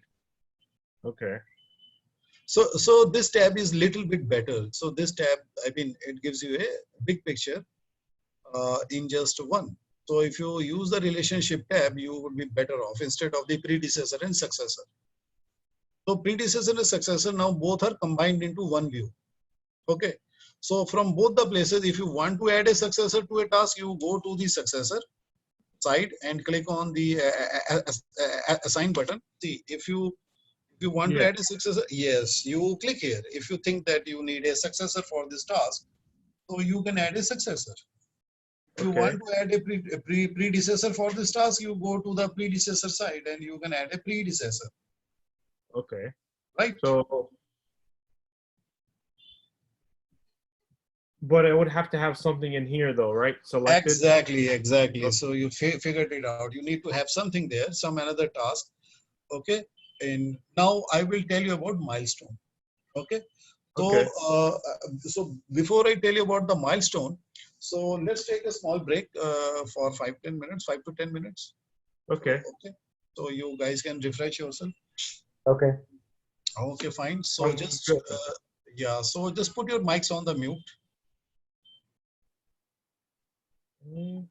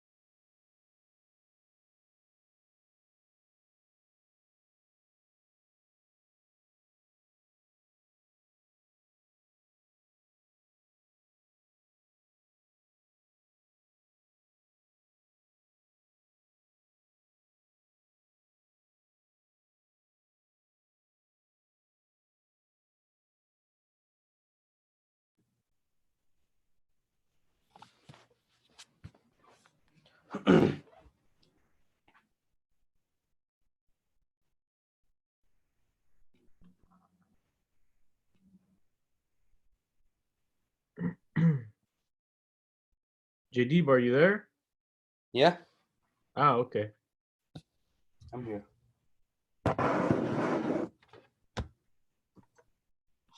Oh.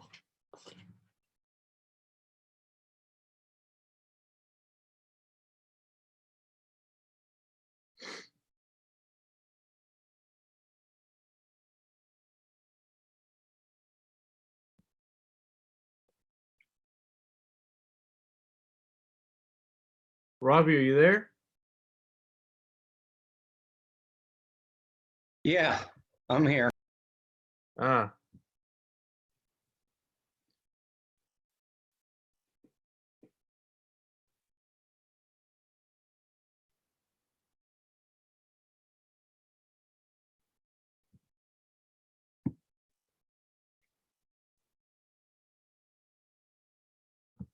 Is there only 4 of us taking this class? Because it says like participants 56. So, guys, we are good to start again. Oh, yeah. Okay, great. So, Yani, over to your screen. So, can you please share your screen? Yep.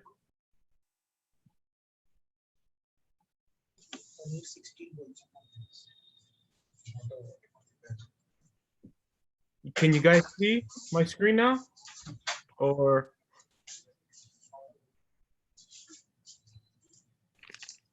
Yeah, sure. Okay. So, guys, have you heard of something called milestone?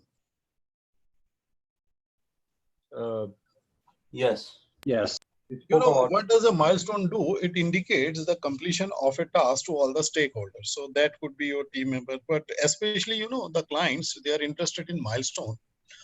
So a milestone basically indicates the achievement.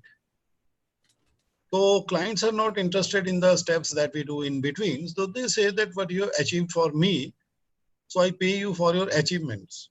Okay. So we need to put in the milestones because the milestone, they indicate that by this date, we are going to achieve something. And some of the milestones could be linked to the payment plan also. What is the contract like? Because no client pays the entire money of the product upfront. So as we are doing the project, so we show our achievement date as per our plan.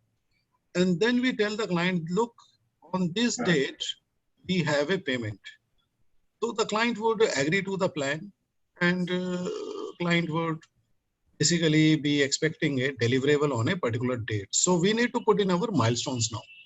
Now, Yani, what I would like you to do is go to the row on which it has the task A1080. Oh, right here. Yes, yes, right Okay. here. Okay, and select this row. Okay. Okay, so after this, we are going to put in the milestone. Now, I want to tell you something that Primavera has a feature. If you look at this task number, it is A1080, and the Yeah. next task number is A1090. Now, why we are doing that? So it is a default setting which is putting in the gaps of 10. So by any chance, if we need to insert something in between two tasks, so I've got 9 spaces or 9 slots to do that. So I can insert another task here and number it something which is in between the previous and the next, and it will go to its own place and it would be fine. So this is a best practice and which has been basically been inbuilt into the Primavera. You can change it. You can change it to show you say 5 spaces or say 15 spaces. So it is basically dependent upon your need. If you think that you are working in a complex project and while during the planning stage, you might need to add certain more tasks in between. So maybe more than 9 or something like that. So you can in the setting to give you more slots. So right now what we are going to do that, no, go to A1030. Actually, we are going to put up a milestone here. Okay. So you place your cursor here and you tap your insert button. Do you have the insert button? I do not. I have a return or enter button instead. Okay. So insert is the button which will create a new task here. So not to worry. Just click on the plus symbol. Shift plus would it be or no? Yeah. Plus means to add a new task. Okay. Oh, No, not this. Don't change anything on this one.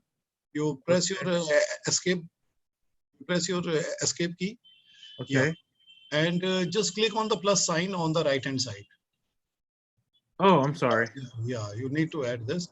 So just go to the ID number first. Now this time I want you to go into the ID number. Just to put in something like say 34. Okay. Replace the 0 with a 4. And you write the activity name, rename the activity as milestone 1.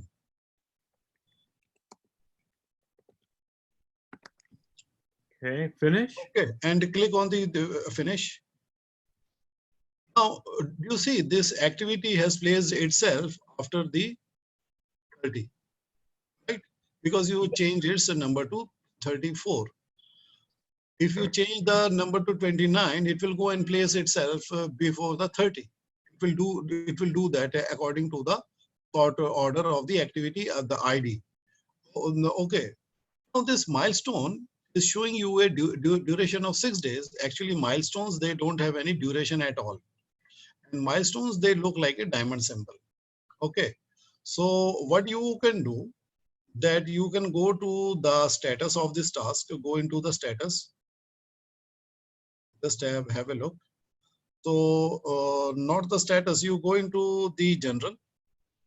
Oh, I'm sorry. Okay. Yeah. And activity type you select as milestone. Activity type, there is a drop down here, the first one. So you select it as the finish milestone. Okay. And as soon as you select it as the finish milestone, you see that duration is now 0. Yes. So you don't have to do anything here. Just go into the relationship.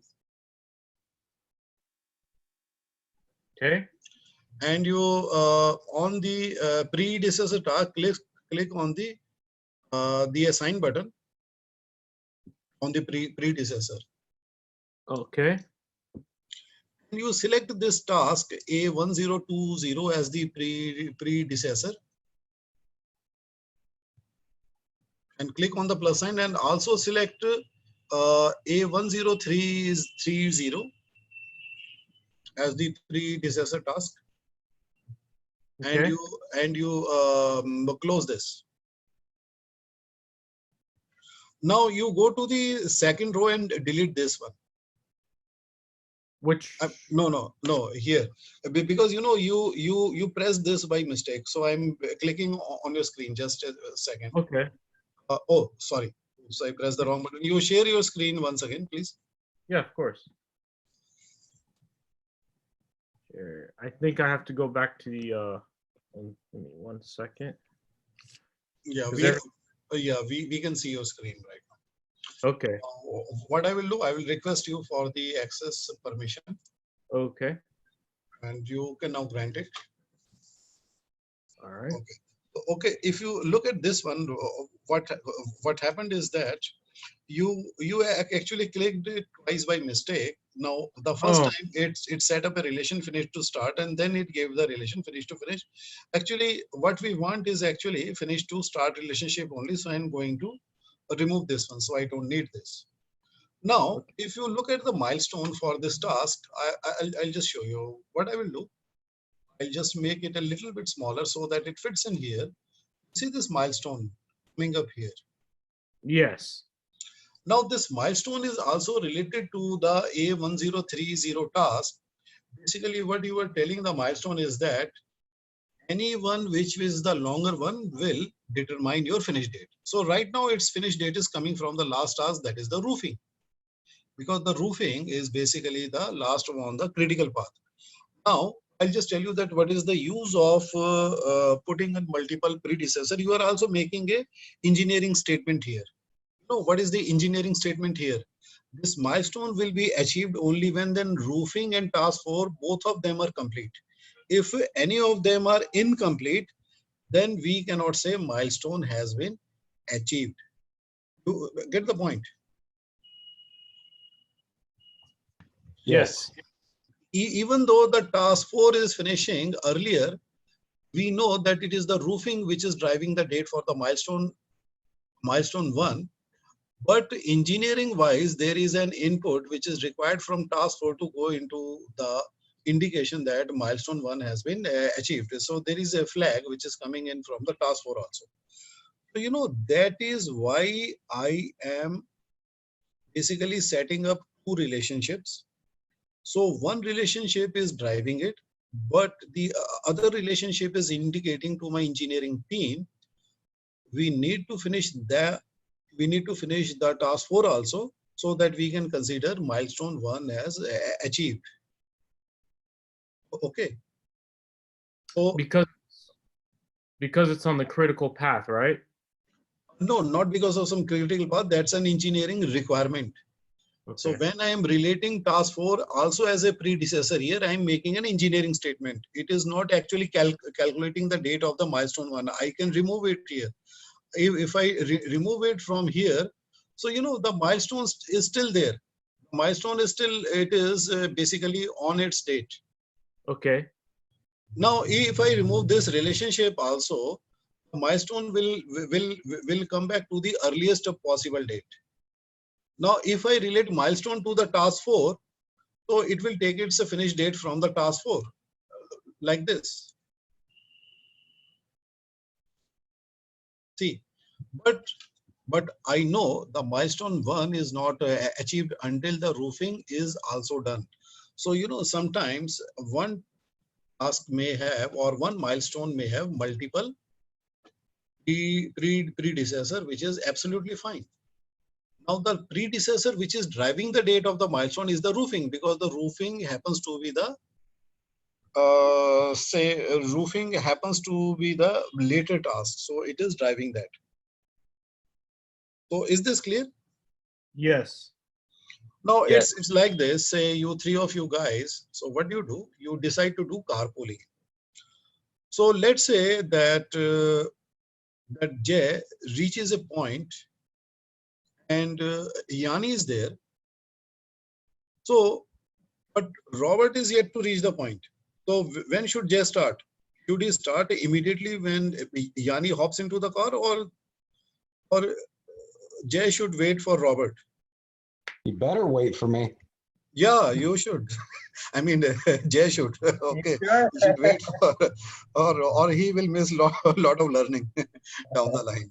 Okay, so so what we are saying is that the date of the milestone is being driven by the roofing, but the milestone has also inputs from task 4. Okay, so that is why we are putting both the predecessor here, so that we are sure that when we declare milestone 1 as achieved, we look into the task 4 as well. Okay, it has certain inputs for the milestone. So that's how we can put in a task, we can insert a task. So milestone has been inserted. Basically, it has not been added. You can add something at the end. So you insert in between any of the tasks by giving it an appropriate number. So if you missed something between foundation and structure, so what you can do, you can place your cursor here. Okay, just like this. So from my keyboard, I am pressing the insert button. So that is the physical insert button here. And let me see if it works. No, it doesn't work. So no, it doesn't work. So I think you will have to basically use your Windows. So on your Windows, if you go there, if you press the insert button, it will insert a blank row. And then you can change the number something between 1000 and 1010. And then it will be placed appropriately between foundation and structure. And then you can break the relationship. You can set up the relationship. Okay. So this way, in case you missed any task, so there are 9 slots which are available in between every 2 tasks, so that you can fit in your any missing task before you declare the plan as final.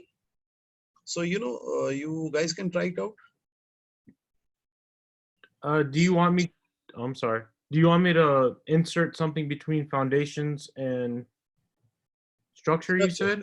Yes, absolutely. Go ahead and do it. In real life, you would need to do that. It's a very good practice. So I think I don't have that. I have to go through the plus. Okay, so you have to go through that plus because you don't have the insert button facility. But if you are working on a Windows laptop or PC, so you would be able to use the insert button directly.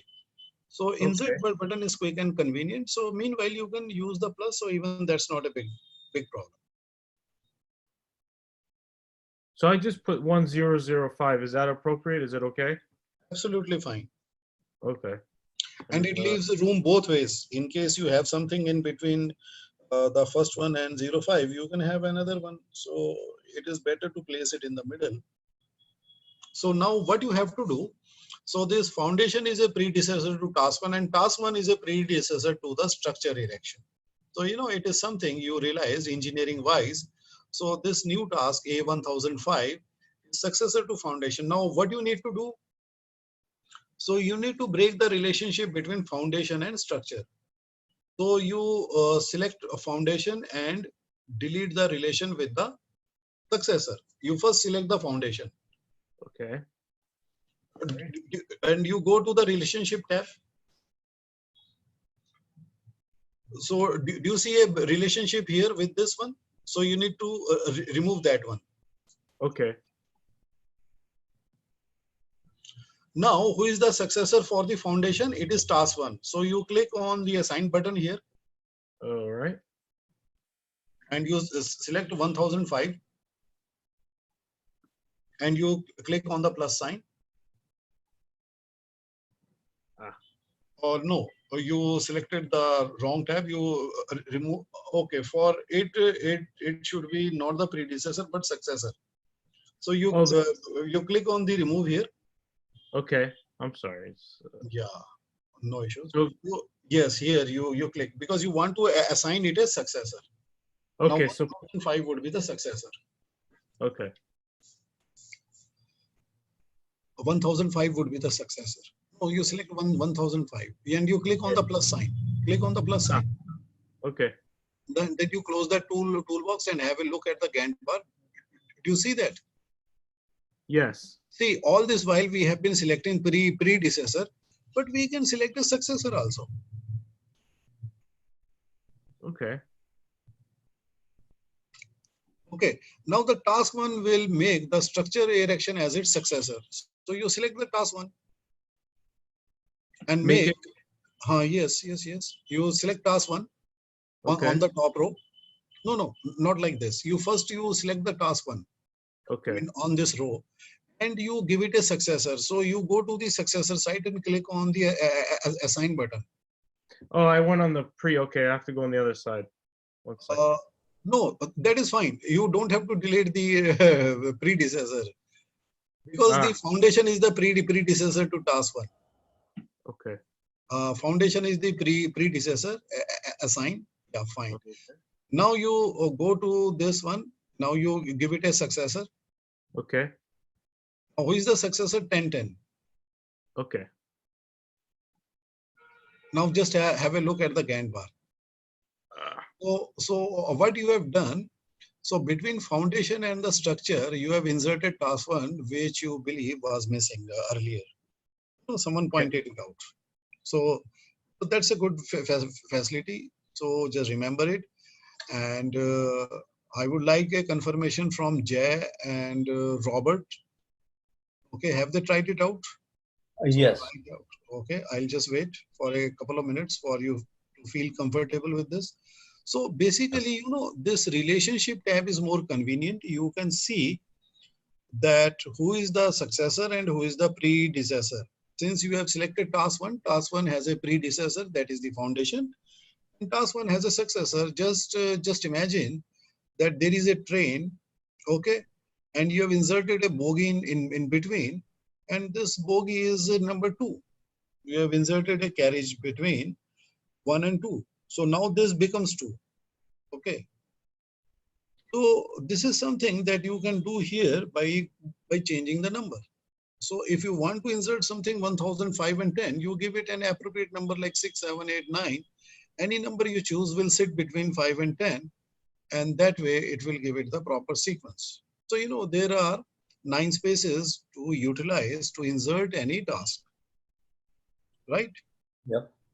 And that has been observed by best practice that it is more than sufficient for any project. So that's not a problem. But if you need more than that, we have a workaround for that. So what you can do, if you run out of spaces, you put an A, B, C, D after the number. So even that will keep it in the sequence, correct sequence. Okay. Now, if you look at milestone one, so this milestone one is basically is indicating the end of the group FS.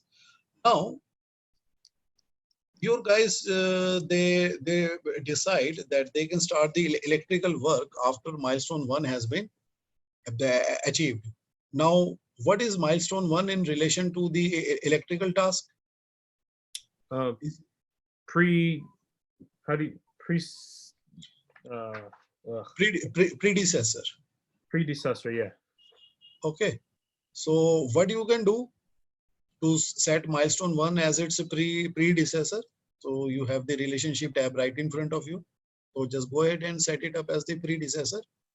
So I just go to electrical, right? And then I go to assign here. Yes, absolutely. Awesome.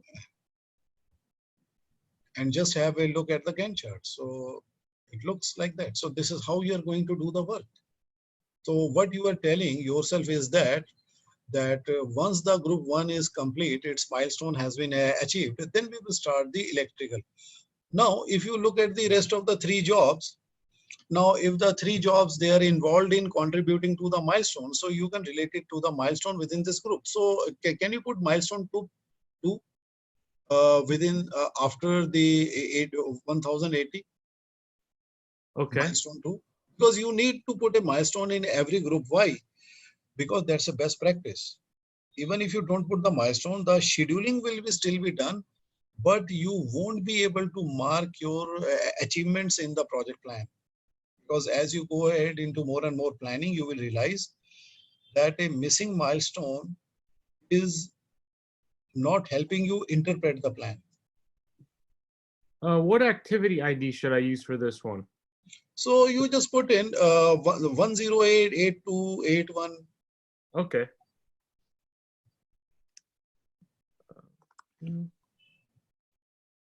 finish.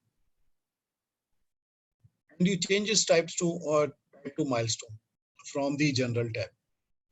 So I wanted, oh, I can see it here. Just select the general general tab for this and make the activity type as milestone. That's it. And you know, Finish, right?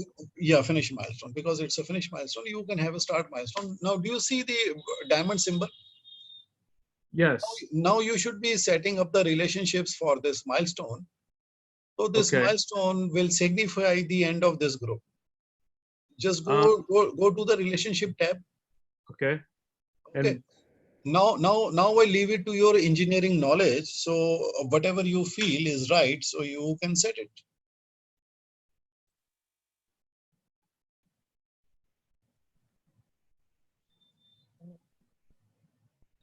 So this milestone will be here. But you know, if you look at the HVAC task, so that should be also the predecessor, because date-wise it is far ahead. So milestone should be having the last date of the last task within a particular group. oh, So which is the last task here in this group? It is the HVAC. It is must to connect to the HVAC. In case it has got inputs from the flooring also, so you can connect another one, but milestone should always be driven by the last task within a group. the last date you're saying, right? Yeah, last date. So who is determining the last date within this group? It is HVAC. Okay. Okay, do you see this dotted line? Yeah, so it's shifted all the way to the end. Okay, now let me do this thing. Let me ask you to do this thing. You just click on the white area in the Gantt chart and select the option bars. No, I'm here sorry. in the white area on the Gantt chart. Any white space on the Gantt chart. Okay. And right click or? Yeah. Okay. Select bars. Just scroll down and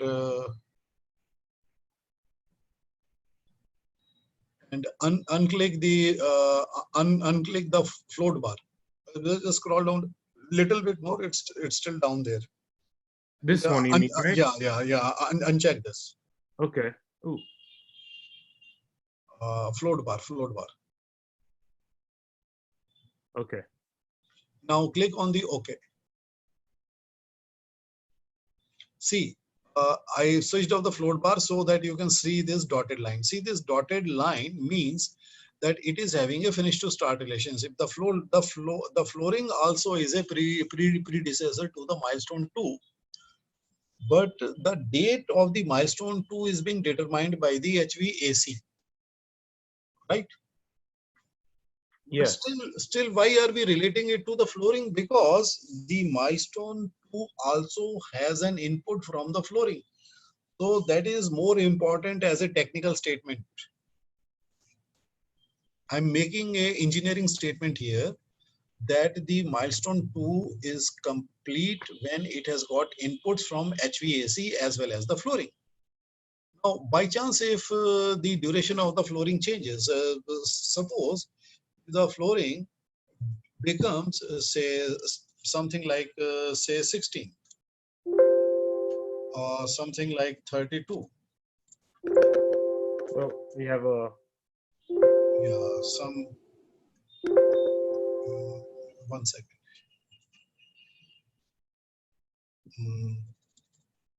Just see that what happens if I do this. Okay, I continue to increase this. I make it as 50. Now see, do you see this milestone is getting its date from which one? Flooring. Now the line between HVAC and the milestone is now dotted. Why? Ah. Why it is dotted? It is dotted because it is not deriving the finish date from there, but this is making an engineering statement. What is the engineering statement?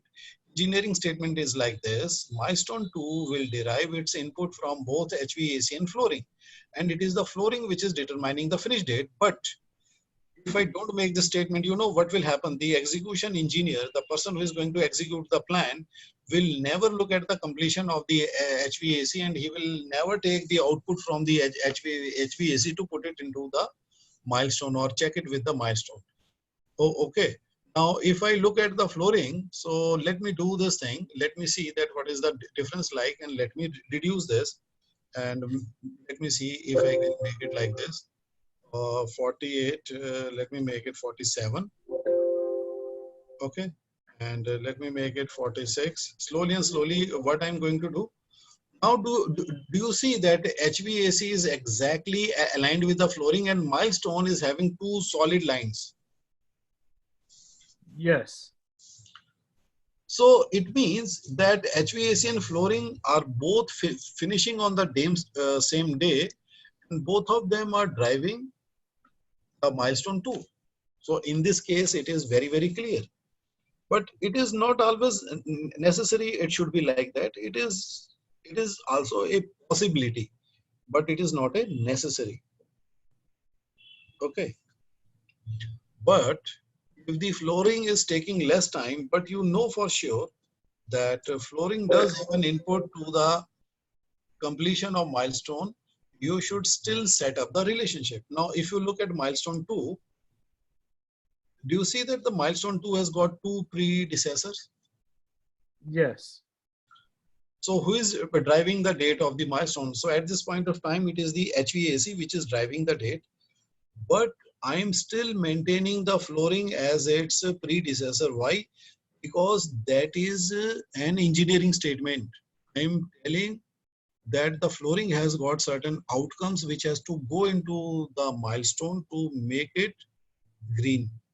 Make sure that you have checked the outcome of the flooring also. If I have not checked the outcome of the flooring, I'm checking the outcome of the HVAC, then this milestone is not complete. Suppose it's a room which has got the HVAC, but the floor doesn't have the tiles. Do you think you can show this achievement to the client? No. That is the reason. Now, do you get the point I'm trying to emphasize? Yes. Because the milestone will have a checklist. Now, here I've got two items on the checklist. One is absolutely clear. One is the HVAC. The second checklist is flooring. Okay. Now, where did I get my checklist?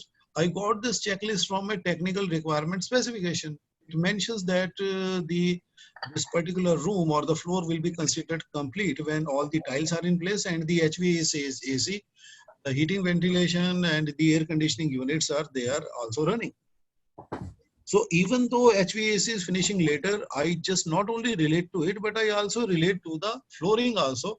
So that gives an idea to the executive engineer that he should be checking the flooring also before declaring milestone 2 as complete. So before you call the client, so you got to look at these two items and then call the client for a validation. Okay, so what you want to be achieved has been achieved. Okay. So guys, is this thing clear? Yes. So milestones look good to you, that why you should have them? Yeah. Okay, great. So I will wait for a moment so you guys can try it out. So you try to do exactly the same thing what is being displayed on the screen. So later, once you master it, then you can do your own project. It will be good that you do this thing exactly as it is being shown on the screen. Okay, then we will move to the next one.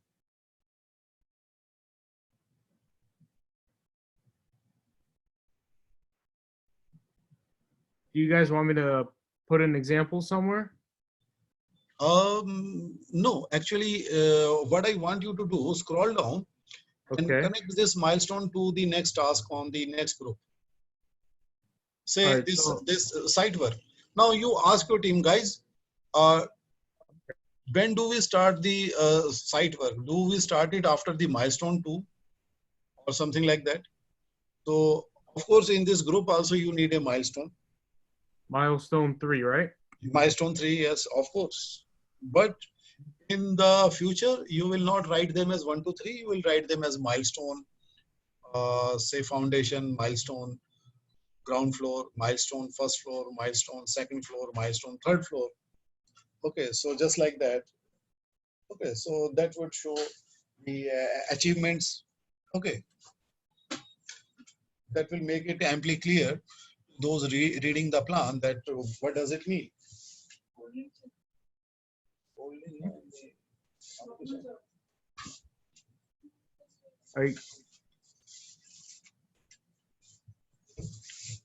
I'm sorry, I can't hear you guys. No one said anything. Oh.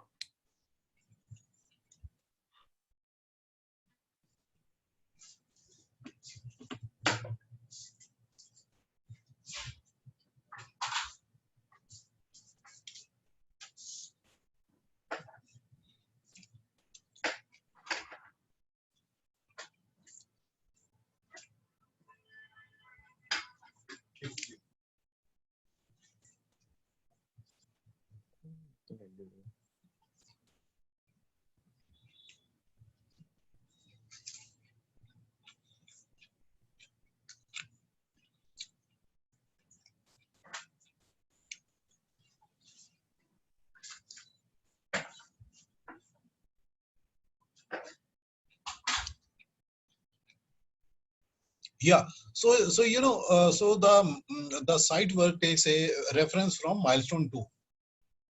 So the milestone 2 could be a predecessor to site work.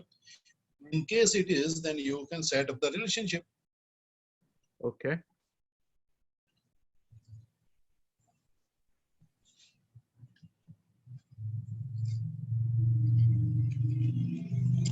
That too many green stuff on my screen right now.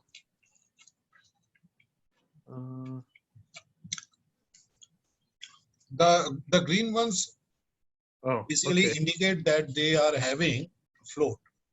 Red ones, they are on the critical path, so they have no room for delays. For them, the float is 0. Okay, so I referenced the milestone 2 with respect to, or I put the site work as the successor. Yeah. Is that correct? Okay. And then I did milestone 3. I did it as a successor to cages. Is that correct as well? Yeah. Okay.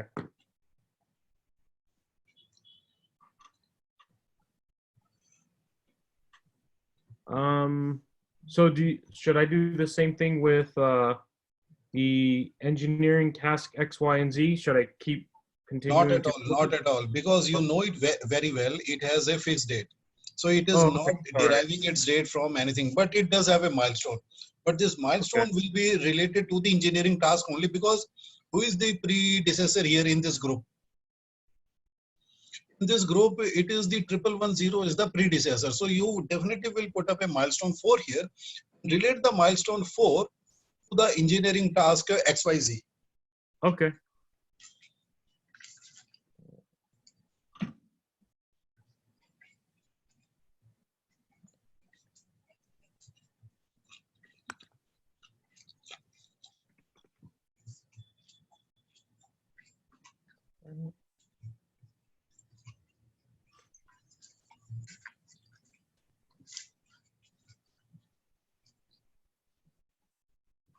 Okay. Oh, forgot to do something here.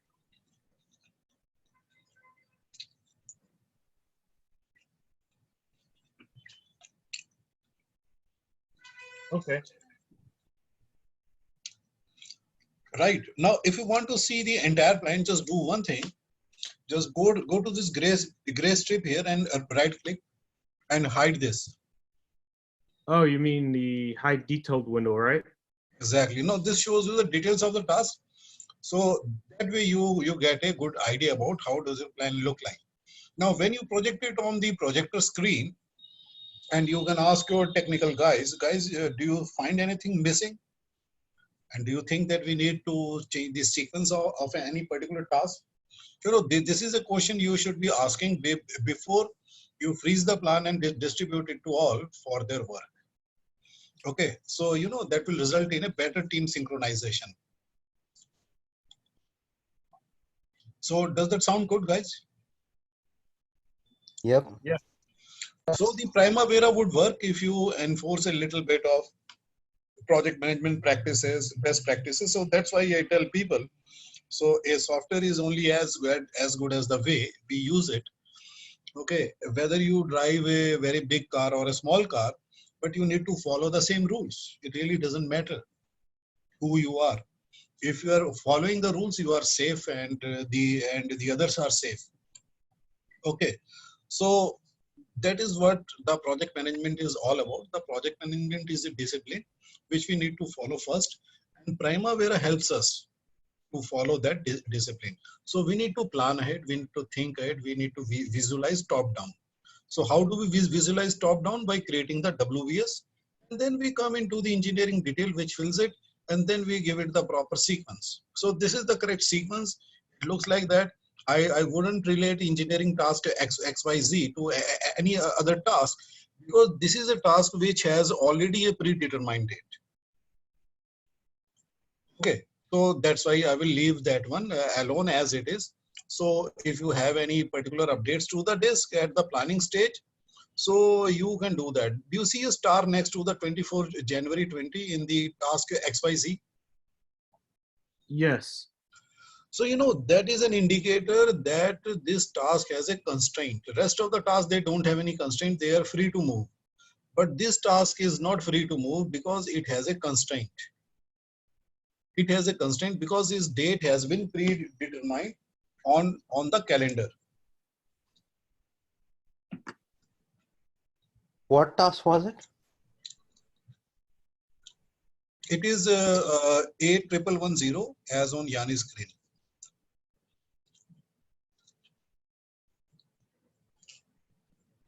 Remember when he sat there and he showed how to do the restraints on it? Oh, okay.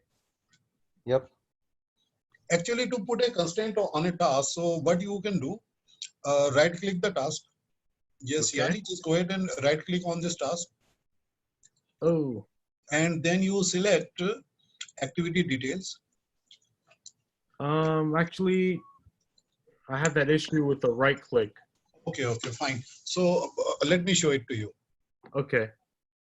So I will do the right click. So If I have the mouse, it's easier. So- but do you see this? This thing comes up. This Yes. menu which has come up. This is the this is coming from the right click of the window mouse, and I click on the activity details. And in the activity details, and if you go to the status, so you will see the constraint here. Now I'm going to tell you what do the constraints do. Now it is the best time to explain to you the constraint. It says that start on or after 24 January. Why?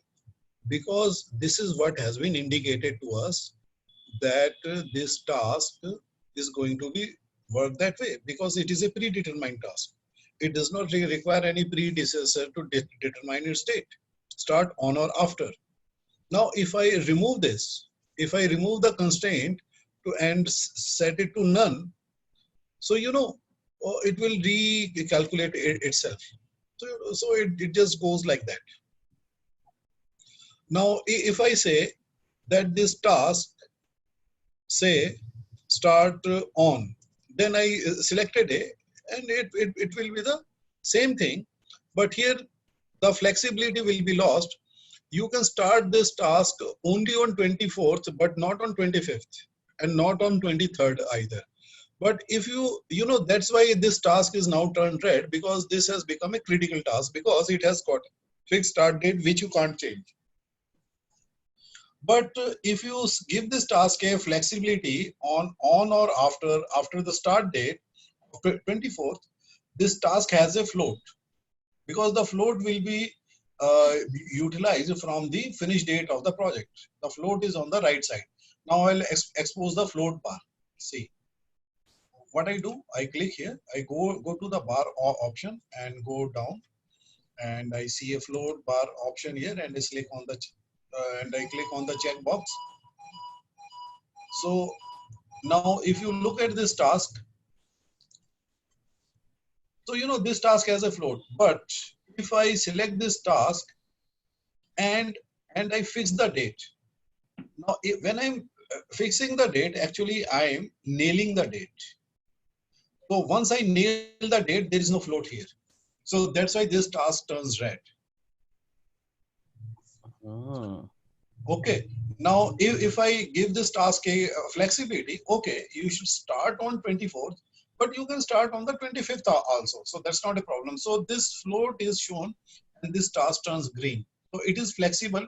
So we call it the semi-flexible task. And if I fix it to start on, then this is called inflexible task.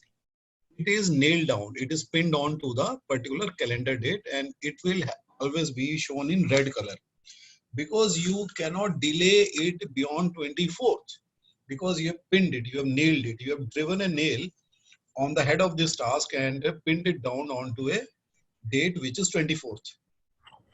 Okay.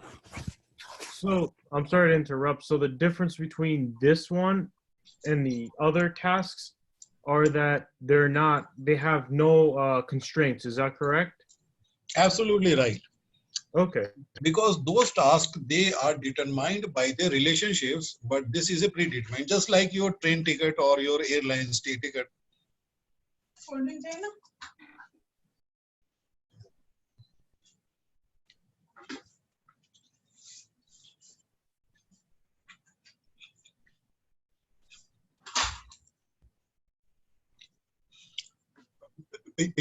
Yani, just go ahead and click on the say cages. I'm sorry, what? I want you to click on the task, say 1100. Oh, okay.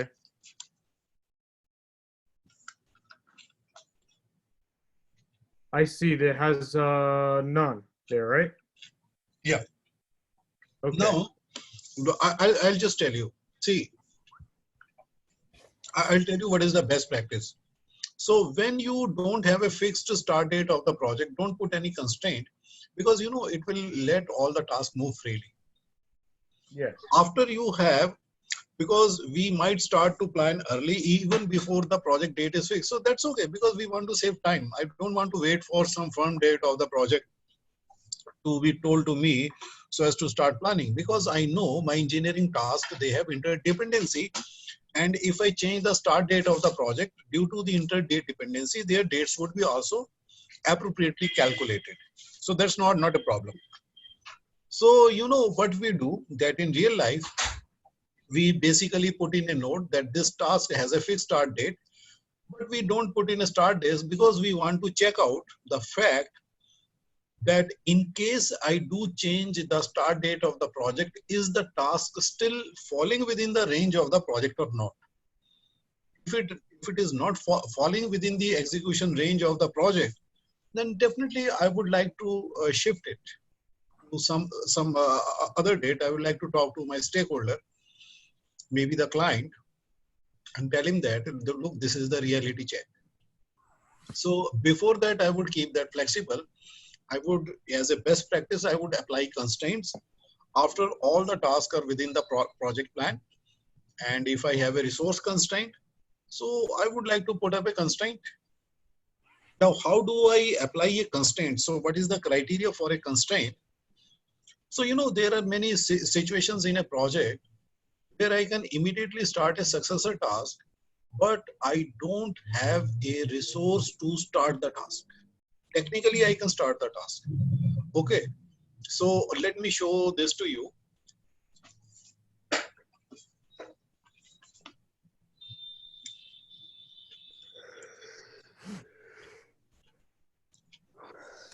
So let me select an example for you, which will make this thing clear.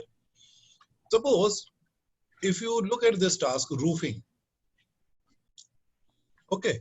So you can immediately start the roofing after the structure has been erected, right? Yes. So, but there is your team lead, he says, he is apprising you of this situation.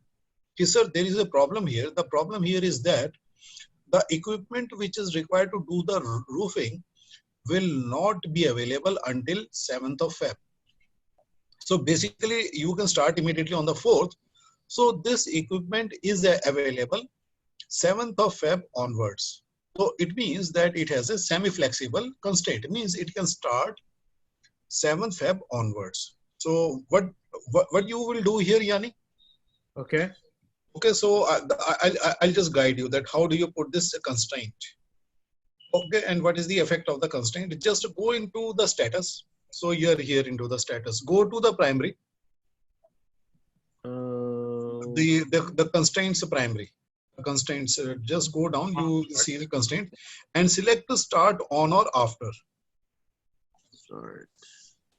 Scroll down a little bit. This one, right? Start on or after? And put in the constraint date as the 7th of Feb.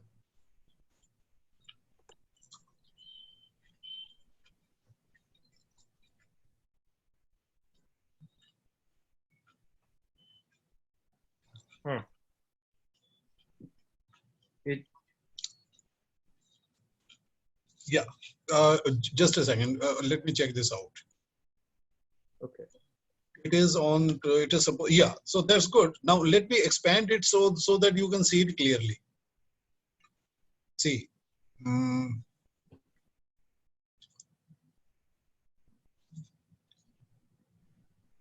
Do you see this? Do you see these gaps? Yeah, it's like a. Okay. Now, but let me explain this to you. What does it mean? Actually, it is not a time lag. There is no lag here. If you go to the relationship tab, you don't see any lag here. See, the lag time is 0. Yes. Lag time is 0 because you did not plan this time. It is actually due to the starting constraint on the structure erection. Now, let me show you that what happens. What if the structure erection takes say 9 days? See, it is advancing, but it is not pushing it. Why it is not pushing? Because it is not a lag time. And I make it 10 days. It is still not pushing it. I make it 11 days. It is still not pushing it. Okay, now it has turned red. Why it has turned red? Because the float is gone. So after the float is gone, if I make it say 12 days, do you see it is starting to push this task now? Why it is starting to push this task now? Because the equipment which is supposed to be used on the roofing task is say available on 7th or after, right? So if I am finishing the structure erection task anytime on 7th or after the 7th, we can start immediately the roofing task. Now, suppose if I reduce the duration of the structure erection task to say 7 days, so what do you expect to see here? Will the roofing task go back? It will go back, but it will go back till its constraint date, but it will not go before the constraint date, because I've told it very clearly that roofing is basically going to start on or after 7th of Feb. Now, I will tell you what is the best practice here. The best practice here is to put up a note like this. So you add a note here, and I believe that you will find a category called constraint. You know, now it makes sense. Yeah. Why do we have a category like this? So we do have a category like this to explain the constraint. So why I have put the constraint on the 7th of Feb? So I write here the equipment to do this task would be on 7th Feb 2020. Oh, I think so we put this constraint. So you know, it will clearly explain to any other stakeholder on the team why the constraint is there. So it is a best practice to explain the constraint. That why did you put the constraint there? Oh, yes. I'm just doing this little. Sorry. Yes. Yeah, sure. No, we should basically look professional because a lot of people look at our plans. Okay, we should use the right grammar. So this looks good, guys. Yes. Yeah, So looks just good. so just try this out. I will tell you more constraint. Just try this out and make Okay. sure that you can move it and see that how it works. So it is called a semi-flexible constraint because it is flexible on or after the 7th, but it is not flexible before the 7th.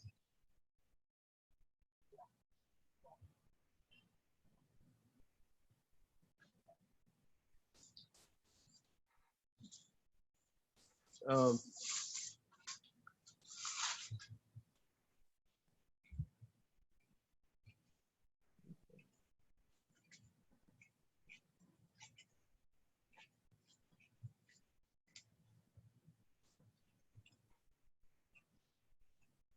did you guys want me to play around with the constraints or? No, it's not necessary. Okay.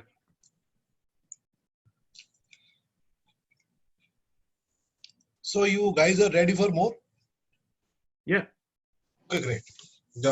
I'll show you another useful constraint and which will help you a lot in planning. Okay.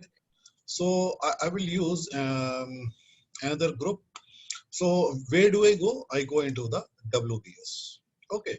So I give it an appropriate name. Okay. So I will click on the plus and I will outdent it and I will say constraint. Basically, you won't be creating groups like this. So, you would be creating groups which is based upon the engineering group. What set of engineering tasks you are going to do. So you would be creating like that, but not like this. This is just for the training purpose only. And this doesn't look updated here. So what I will do, I will refresh this. Okay. So when I refresh this, so the data comes from the database. It looks like a constraint. Now, I will tell you the utility of this constraint. This is very useful when you are planning. So, what happens is that whenever I'm planning, I look at the work order or the agreement which has been signed with the client. The client says that I want this deliverable. This particular deliverable should be produced for me by say 31st of January. So before I call in my engineering team, so what do? I create something like this. I create a milestone. Okay. And I give it a number like say something like 1150. So 60, 70, 80, 90, 90. So I create something like that 1300. Okay. And I name it the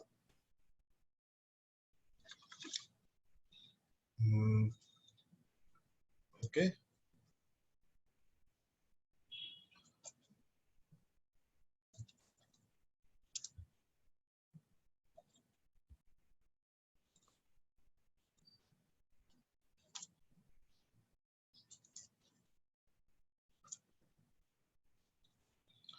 Milestone item XYZ and just have a look.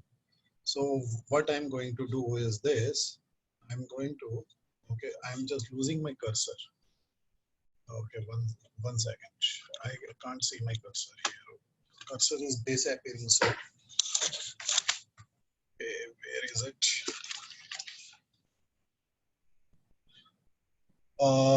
Yanni, can you do this thing? I have lost the cursor. Can you just click on the finish button? Okay, it's back. Can you click on the finish button? Yes. Okay, just do this thing. Go into the just push this up, this status a little bit up, this below, the detail window. Expand it by pushing it up, dragging it up, so that we get more space to have a look at it. Okay, and we need to scroll down this one. So let me also use the cursor. Yes. So we need to see. Now, what do you do? Since this one has been selected, so what do? You just click on the primary here. You mean the general, right? No, in the status itself. Just click on the status. In the primary constraint, you select mandatory finish. Okay. And you give it a date. You select a date. You first of all you open the calendar and see that what's on 31st January. Does it look like a weekday? Is it a weekday? Yes. You select that. Yeah. Okay. Let's see how. Now you go to the general and make it into a milestone.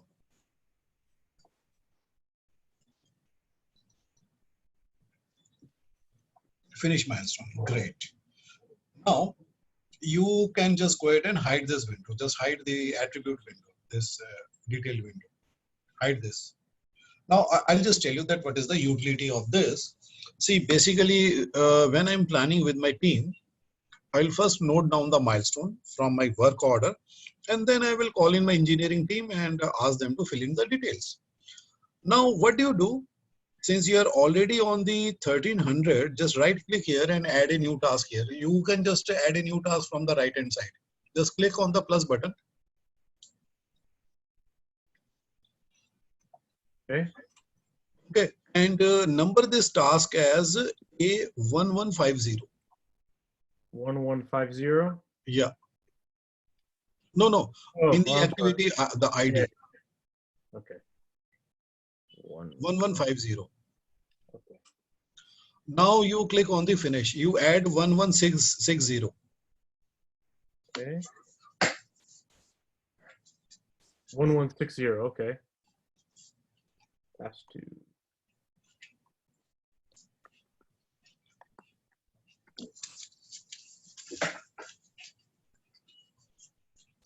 That.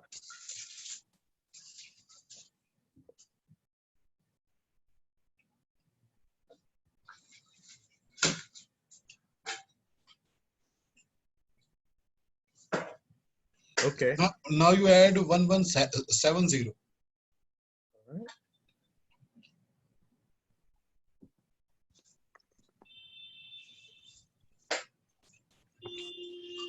You add 1180.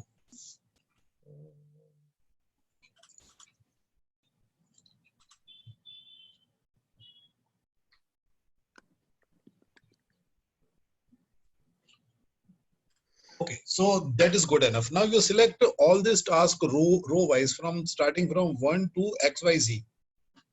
Yeah, you select them with the cursor. No, starting from A150 to 1300. You select them all down now. Yeah, you press the shift and you continue selecting them so that all of them are highlighted. Yes, like that. Now you right click here. Oh, let's see if that. On this, no, not on the bar chart, but on the task. You select the task once again. Okay. Oh, you don't have a right click here, so let me do the right click for you. Okay, yeah, it's okay. So you know. So there will be an option that you can see here. Once I get my cursor. Okay. You see this option here, link activities. Yes. So basically link activities is a convenience. Basically all these activity will be linked in the finish to start relationship. Okay. Which you can do manually also. But why I'm asking you to do this? Because for the finish to start, you need not go and type something into the predecessor tab. Okay. For that you can link the activities. So starting from task 1, so task 1 will become a predecessor to task 2 and so on. So right now, let me show you something. Let me show you the column. So I will use the divider bar. So you are seeing the cost column. Now, do you see a float column here? The total float is -4. Yeah. Now, I'll tell you that what is the practical utility of doing this exercise here. You know, this is highly practical. This constraint is highly useful in giving a reality check to my team. Now, what happens that I've observed that if I don't put this constraint and I just ask them to put in the task, and then guys, we have exceeded the deadline by 4 days, you know, they will start cribbing. So before I call my guys into the room, you know what is the best practice? I will put in all the finished milestones. I will look at my work order, put in all the finished milestones, and I will tell my team members, guys, now you please list out your task and put them in the sequence. Now the sequence should not exceed the deadline. Now, you know, it would keep the guys synchronized. Now they will not basically, you know, sometimes, you know, there is a problem. There is some sort of a rivalry, boss. So this task 3 is taking more time than it deserves. I don't have time left to do my task. So, you know, I'm getting pushed by all the predecessors before me. Now, what is the option before the team? I tell them, guys, look, we are having a negative float. So negative float means we are exceeding the deadline by 4 days, which is not a real plan. Real plan should at least have a 0 day. It should have some float. Why I need the float? I need to be on the safe side of the things. If by chance I'm doing this task, so if I'm stuck in something which is technical, so you know the positive float will give me some sort of a buffer in which I can finish I can sort out the problem. Now what do? I ask my engineering team, guys, all of you reduce 1 day from your task duration.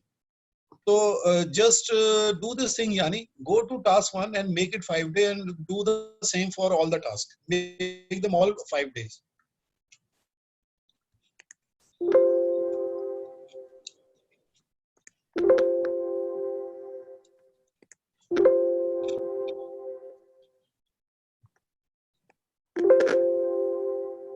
Now, you know, you are just up to neck with this. So just imagine a glass of water which is just full to the rim. Do you think that you can carry it from one table to the other? No. You can't. So you can't start a plan like this. So there is no safety margin. So you guys still need to squeeze in. But guys, here is a criteria you should keep in mind. When you are squeezing a task by using more resources, make sure that the value of the outcome is intact, means that you are not reducing the quality. Neither you should take risk and doing things faster. They should be done. If there are certain materials that need curing time, make sure that there is good enough room for that. If there are certain processes of the quality stepwise, they need their time to be completed. So make sure that they are also accommodated. But here in this case, we assume that all is well, that I mean that you are not increasing the risk nor you are decreasing the quality. So just take out 1 day from task 1 and take out 1 day from task 3. Okay.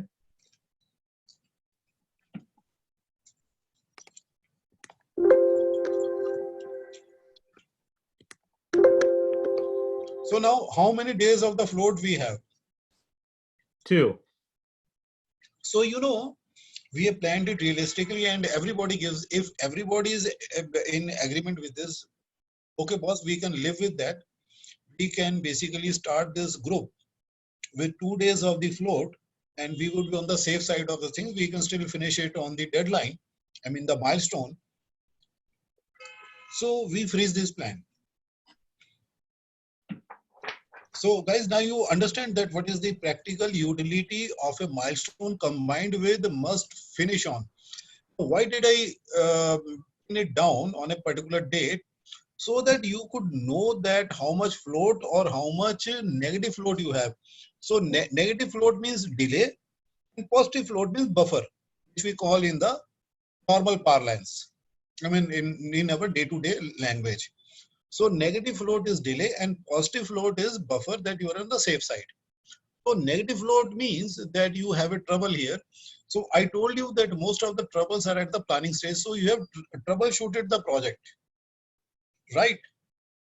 Because you know that what is better. It is better to discover the trouble before it happens. If you don't do that, you lose an entire space shuttle, right or wrong? Right.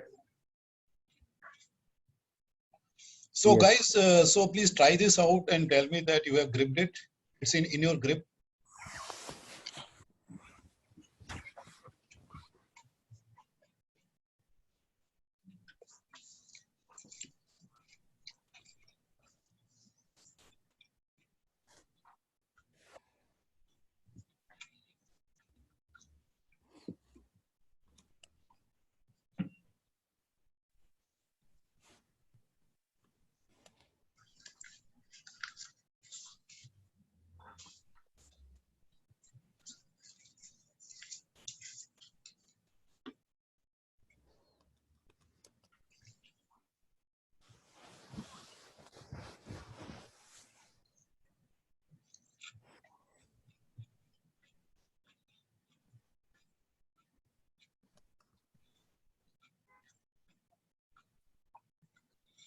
So Jay, you can tell me if you have tried it out and you have understood it, and so can Robert.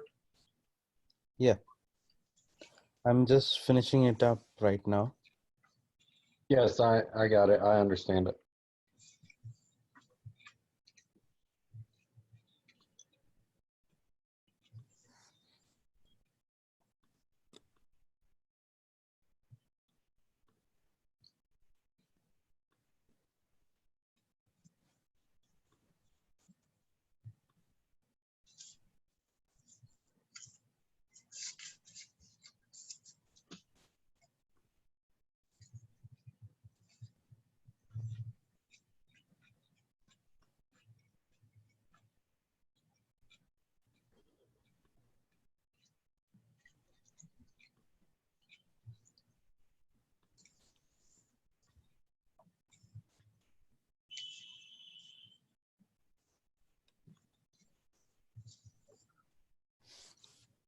Yep, done. Okay, great. So you have understood the meaning of the milestone as well as of the constraint, the value of the constraint. Now, Yes. I will tell you about some other constraints which are there. So we need not see any example here, but we should be able to understand them now. So what I'm going to do, I'm going to right click and click on the activity detail. So when I click on the activity detail, the screen splits up horizontally, and then I can see the status. Under the status, there is a listing of the constraints which we can use. Now, what is a useful constraint that I will tell you? See, mandatory finish is useful. First of all, create a framework of the finish dates. Then you can fill in your engineering details to confirm whether your engineering task, if they are sequenced in a particular fashion, will be able to meet the deadline or not. So this is the usefulness of the mandatory finish.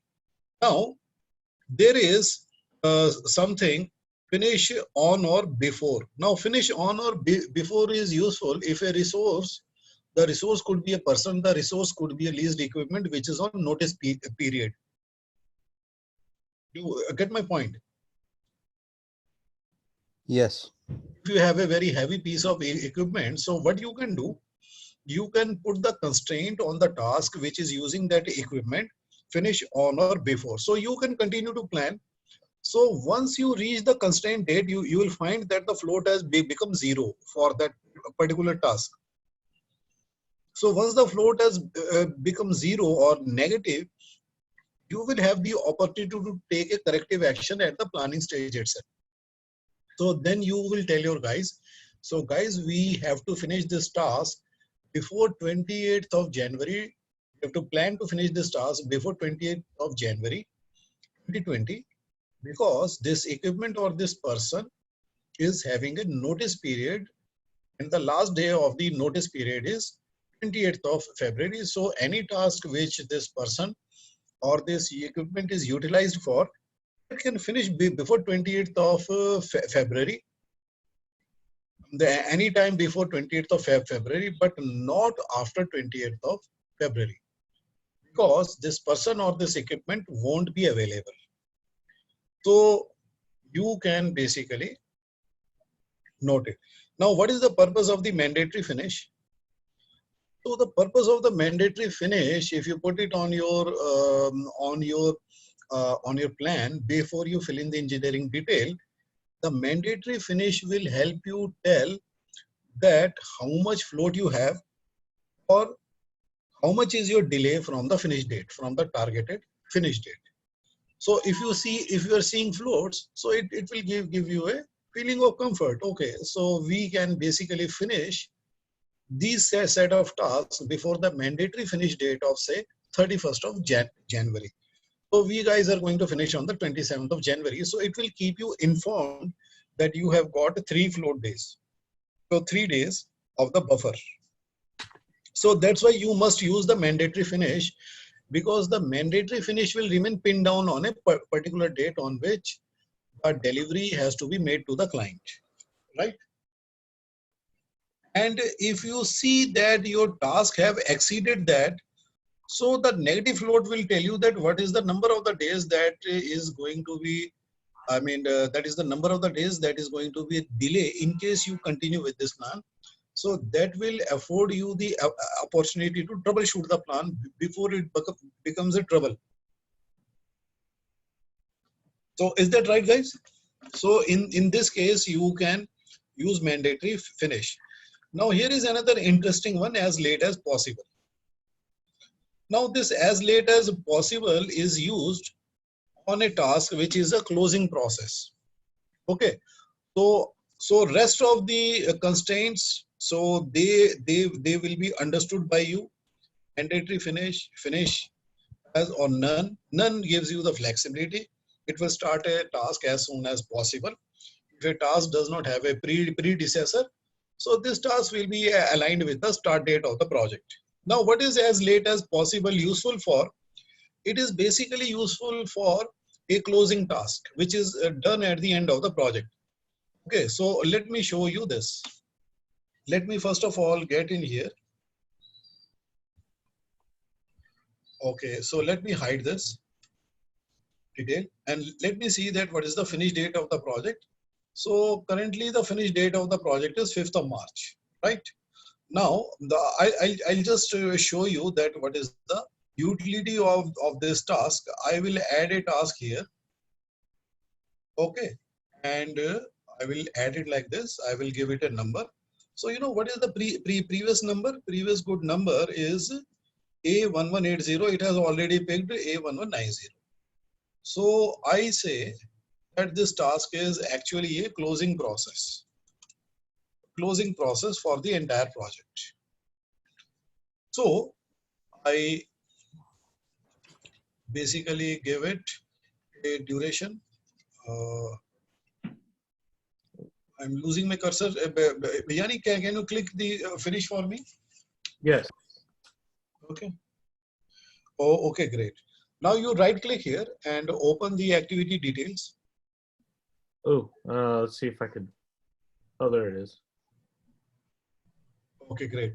And you go to the constraint, the primary, select the primary, and you click on as late as possible. Late as possible. Okay. And you hide this. Immediately you will see this has aligned itself towards the end of the project. You know, it has gone towards the right, so it is right now it is not visible on the screen. So what you can do that you can move the divider bar a little bit towards the left and try to find it. It is still there towards the right, or you just shrink the size of the project. Oh, actually, yeah. Actually, that will be much better. Oh, there it is. You see, it is aligned there. So it has gone there by itself. It is not having any finish to finish relation. Now I will tell you that what is the utility of this. Okay, so just click on the activity detail and go to the notes. No, keeping the closing as selected. Or you can scroll down. You can scroll down from the top and select the task after this window has opened. Select the closing process task. Okay. Okay. Now you expand this horizontal window. All right. Let's see. Yeah. Yeah. So, you know, this is something we basically adjust. Now you see the notebook, you click on the notebook. Okay. Now you go to the add All right. and click on the general notes. Okay. And you close this window, the small pop-up one. Click on the modify and you write here. Okay. So you just write here. So in the closing process group, do the following. I'm sorry, I can't hear you. You just write here, in the closing process group, do the following task. Okay.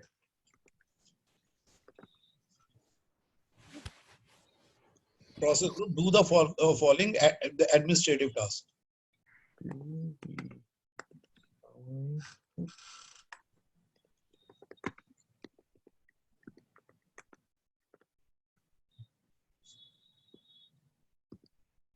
Now you go to the next line, you write there, clean up the work site. Clean up the website? Clean up the work site, I mean the site. Oh, okay, okay. Oh, okay.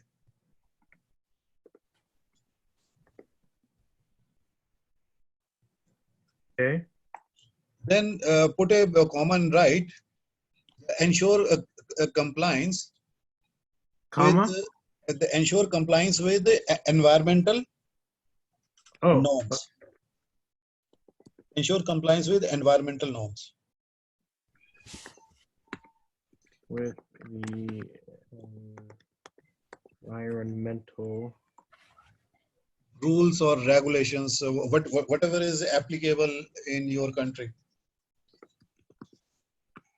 regulations. Okay.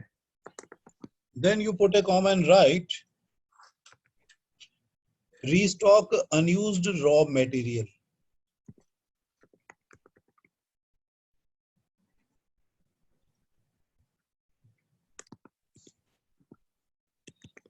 Okay. Release resources, human and equipment. Release the sources to. I mean, release the human resources and equipments. Okay. Resources. Just try to release the resources. That Okay. So that is fine enough. Okay. Pay up vendors. I mean, pay out to vendors. Clear the payment to vendors. I'm sorry. It's just so blurry. The I can't really hear that good. But release the resources and what else? Yeah, the pay out the vendors. I mean, make payment to the vendors. Okay.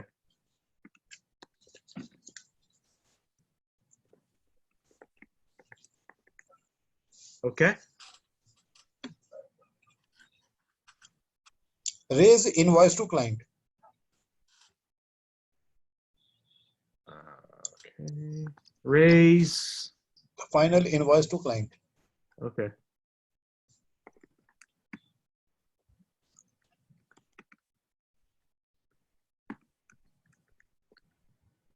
Hand over documents to client.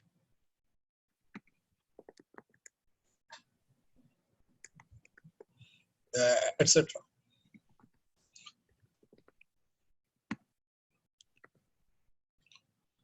Now I'll explain to you that why I made you do this exercise. Now let me tell you one thing. See, we need this constraint to basically close the project, and when we are closing the project, we are doing non-engineering task. And guys, please note, because many engineers make a mistake after learning the Primavera, because they have been taught by the trainers, they start to make work breakdown structure of the administrative task. Never ever waste your time making the work breakdown structure of the administrative task. These administrative tasks, they just require a time window in which to be completed. So basically we say that this has to be done during the last 6 days of the project. So, you know, that is why we make a checklist. We do not make a work breakdown structure. Making a work breakdown structure for the closing process group is a waste of time. Don't do it.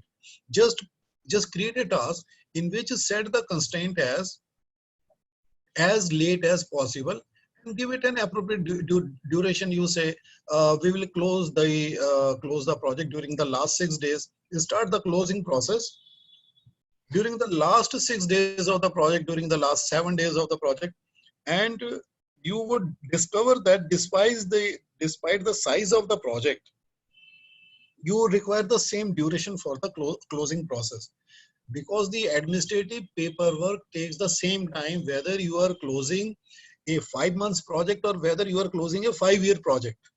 It will take the same amount of time. And you cannot determine that which task you are going to do within this 10 days period or the 7 days period. You just position this task towards the last 7 or 10 days of the project. And as you are making the rest of the plan, it is going to calculate its start date from the last 10 days of the project. You guys get my point? Yes. You don't have to think about the start date. Just give it a constraint that as late as possible and give it an appropriate duration. So you can say that, okay, guys, we are doing a little bit bigger project, so give it a day extra. So you make it 8 days. So that's not a problem. That's not a big deal. So you know that during the last 8 days, so the start date will tell you that on this date you start the closing process, clean up the work site, restock the unused material. So you raise the final invoices to the client, pay up your vendors to maintain the goodwill and all that stuff. And if you have any environmental clearances to take before you exit the site, you have to take that, because that might be a government. So you don't have to create the work breakdown structures, because this task will be done randomly during this period, and people know that which task to be done. You don't even have to allocate the resources. So everybody should know that what he should be doing on his part to close the project. But here is a checklist. Okay, so you can have a stand-up meeting during the last start of the last 8 or 10 days. So you just tell guys, we are on the verge of closing the project. We are done, and these are your tasks. Please pick up your task and just get this done, so that we can close this project gracefully and professionally. Right? So that is why this constraint is useful. So keep in mind, as late as possible, you can use it for the closing process task. So you can use it on one task. If you wish, you can separate out the task if you wish. That's your choice. Normally, I use it on only one task, and I make a checklist of the task in the notes. And I share my notes with my team, and I leave it to their intelligence and wisdom, how much time they would like to spend out of the total 8 days or 9 days in finishing up their part, close the project. So that sounds good and fair. Yes. Yes. Yep. So if you are going to increase the duration of the project by adding more tasks on the top, you will find that this task will be always there at the end of the fag end of the project, right? So, you know, that helps you calculate that when you should be starting it, when you are nearing the completion. So that is a very good help. This, this constraint is a good help. So just try this out and see that you can do this.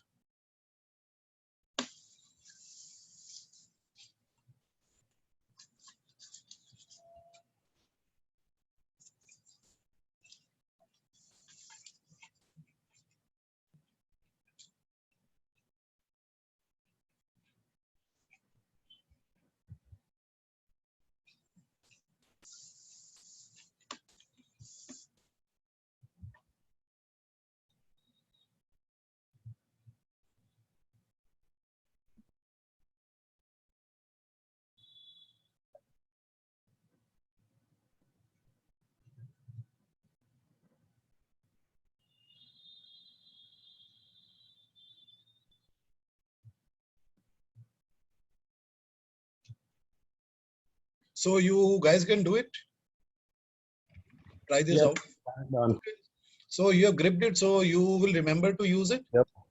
Okay, so that's good. So that sounds very good to me. So you know, this is a best practice. And what is the key point here? The key point here is that do not waste time making WBS for non-engineering tasks. And always make sure that you make the WBS for engineering task. Always do that, because that will give you a very good control over the duration and schedule of the project. Okay. So non-engineering tasks, they are done randomly within a given time window. But engineering tasks, they have a particular sequence of doing them, because that is the way the stuffs are made. Okay. If we miss any sequence, or if we put some less duration in a sequence, so that can cause a lot of, we can say that can cause a lot of schedule failure in reality. So that's all for today. So next time what we will do, next time we will learn about the calendar, because right now the schedule is being controlled by a 5-day week calendar. So next time we will learn about how to change the schedule from 5-day week calendar to the 6-day week, and what is the impact of the changing the calendar from 5-day to 6-day. And you understand, if you are moving from 5-day to 6-day, it will basically finish the project faster, because we have more working days. And what if I change from 6 days to the 7 days? It will be the fastest. So we will learn about the calendar, switching the calendar. So right now you have got very good ideas that what is impacting the schedule. One is the duration, second is the relation, and third is the constraint. Okay, these three things, they have an impact upon the schedule. So guys, do you understand what is the difference between these two words, duration and schedule? Can someone tell me?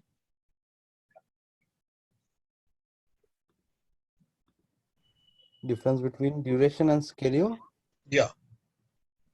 What do they mean? Are they related?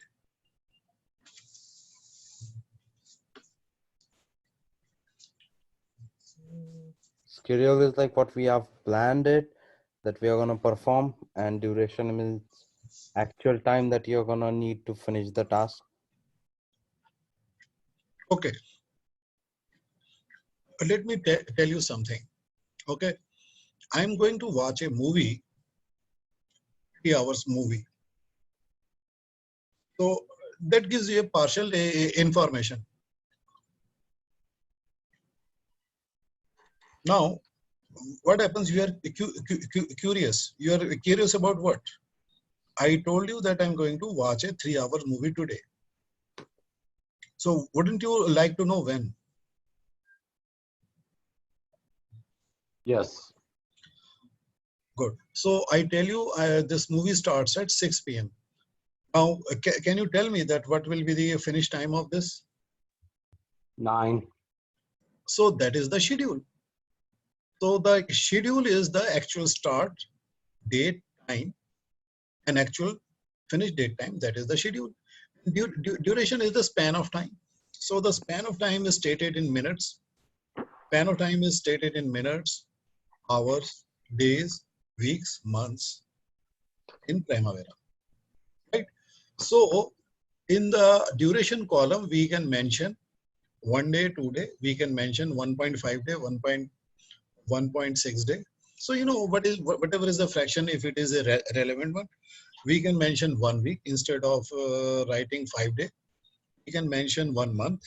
So you know, so that is a convenience which we can use. So we use the right scale of the duration dependent upon size of the project. If the project is longer, then I will be stating durations in terms of weeks and months. If it is a shorter project, say 6 months, I might be comfortable to use the days and the weeks. So that depends upon size of the project. So this span of time is called the duration. And when I superimpose it on the calendar, it gives me a schedule. So schedule is the start date time and the finish date time. Okay. So I can derive the duration from the schedule. If the start and finish date time is given, I can derive the duration. But from the duration, I cannot derive the start or the finish time unless and until I get one of the parameters. Right? If I tell you that I'm going to watch a movie, so which is starting at 6 p.m. and finishing at 9 p.m., you can derive that duration, right? right? Yes. Yes. So if I say to Primavera that the duration of this task is 10 days and the start date is the 1st. So the Primavera, what it will do, it will start counting from the day 1. It will jump over the weekends, jump over the next set of the weekends, and it might calculate something like 14th. That is the finish date on the calendar. Because it jumped over 2 weekends, so it might be telling you the finish date is the 14th. So, that is something very useful for us. So that's why we use this tool Primavera for, right? So we will learn how to this time. Now we are mentally ready for changing the calendar of the project and basically seeing that what is the impact on the schedule of the project, right? So we will do that next time. So next time we will work with the on the calendars and the resources.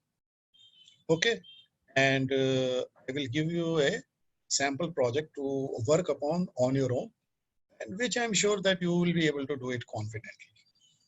Okay. So in between, you will receive some material with instructions to print and keep it handy in front of you. Okay. So just watch out for my mail. So any one of you receiving my mail is fine. I will be mailing to all 3 of you. So I believe that you are working in the same office and you have got access to printer. So you can take some printouts and keep them handy and use them in the next session. Till then, have a nice time. And any questions, you are welcome.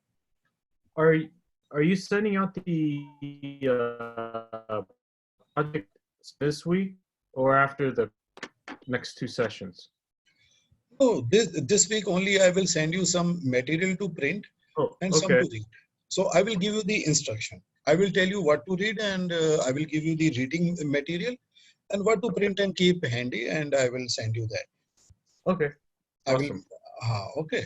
So just have a nice weekend and happy Sunday. Right? Thank you very much. Appreciate it. You have a good day. Okay. Have a good night. So see you next time, next week. See you next week. Bye. Have a good day, everybody. Okay. Thanks.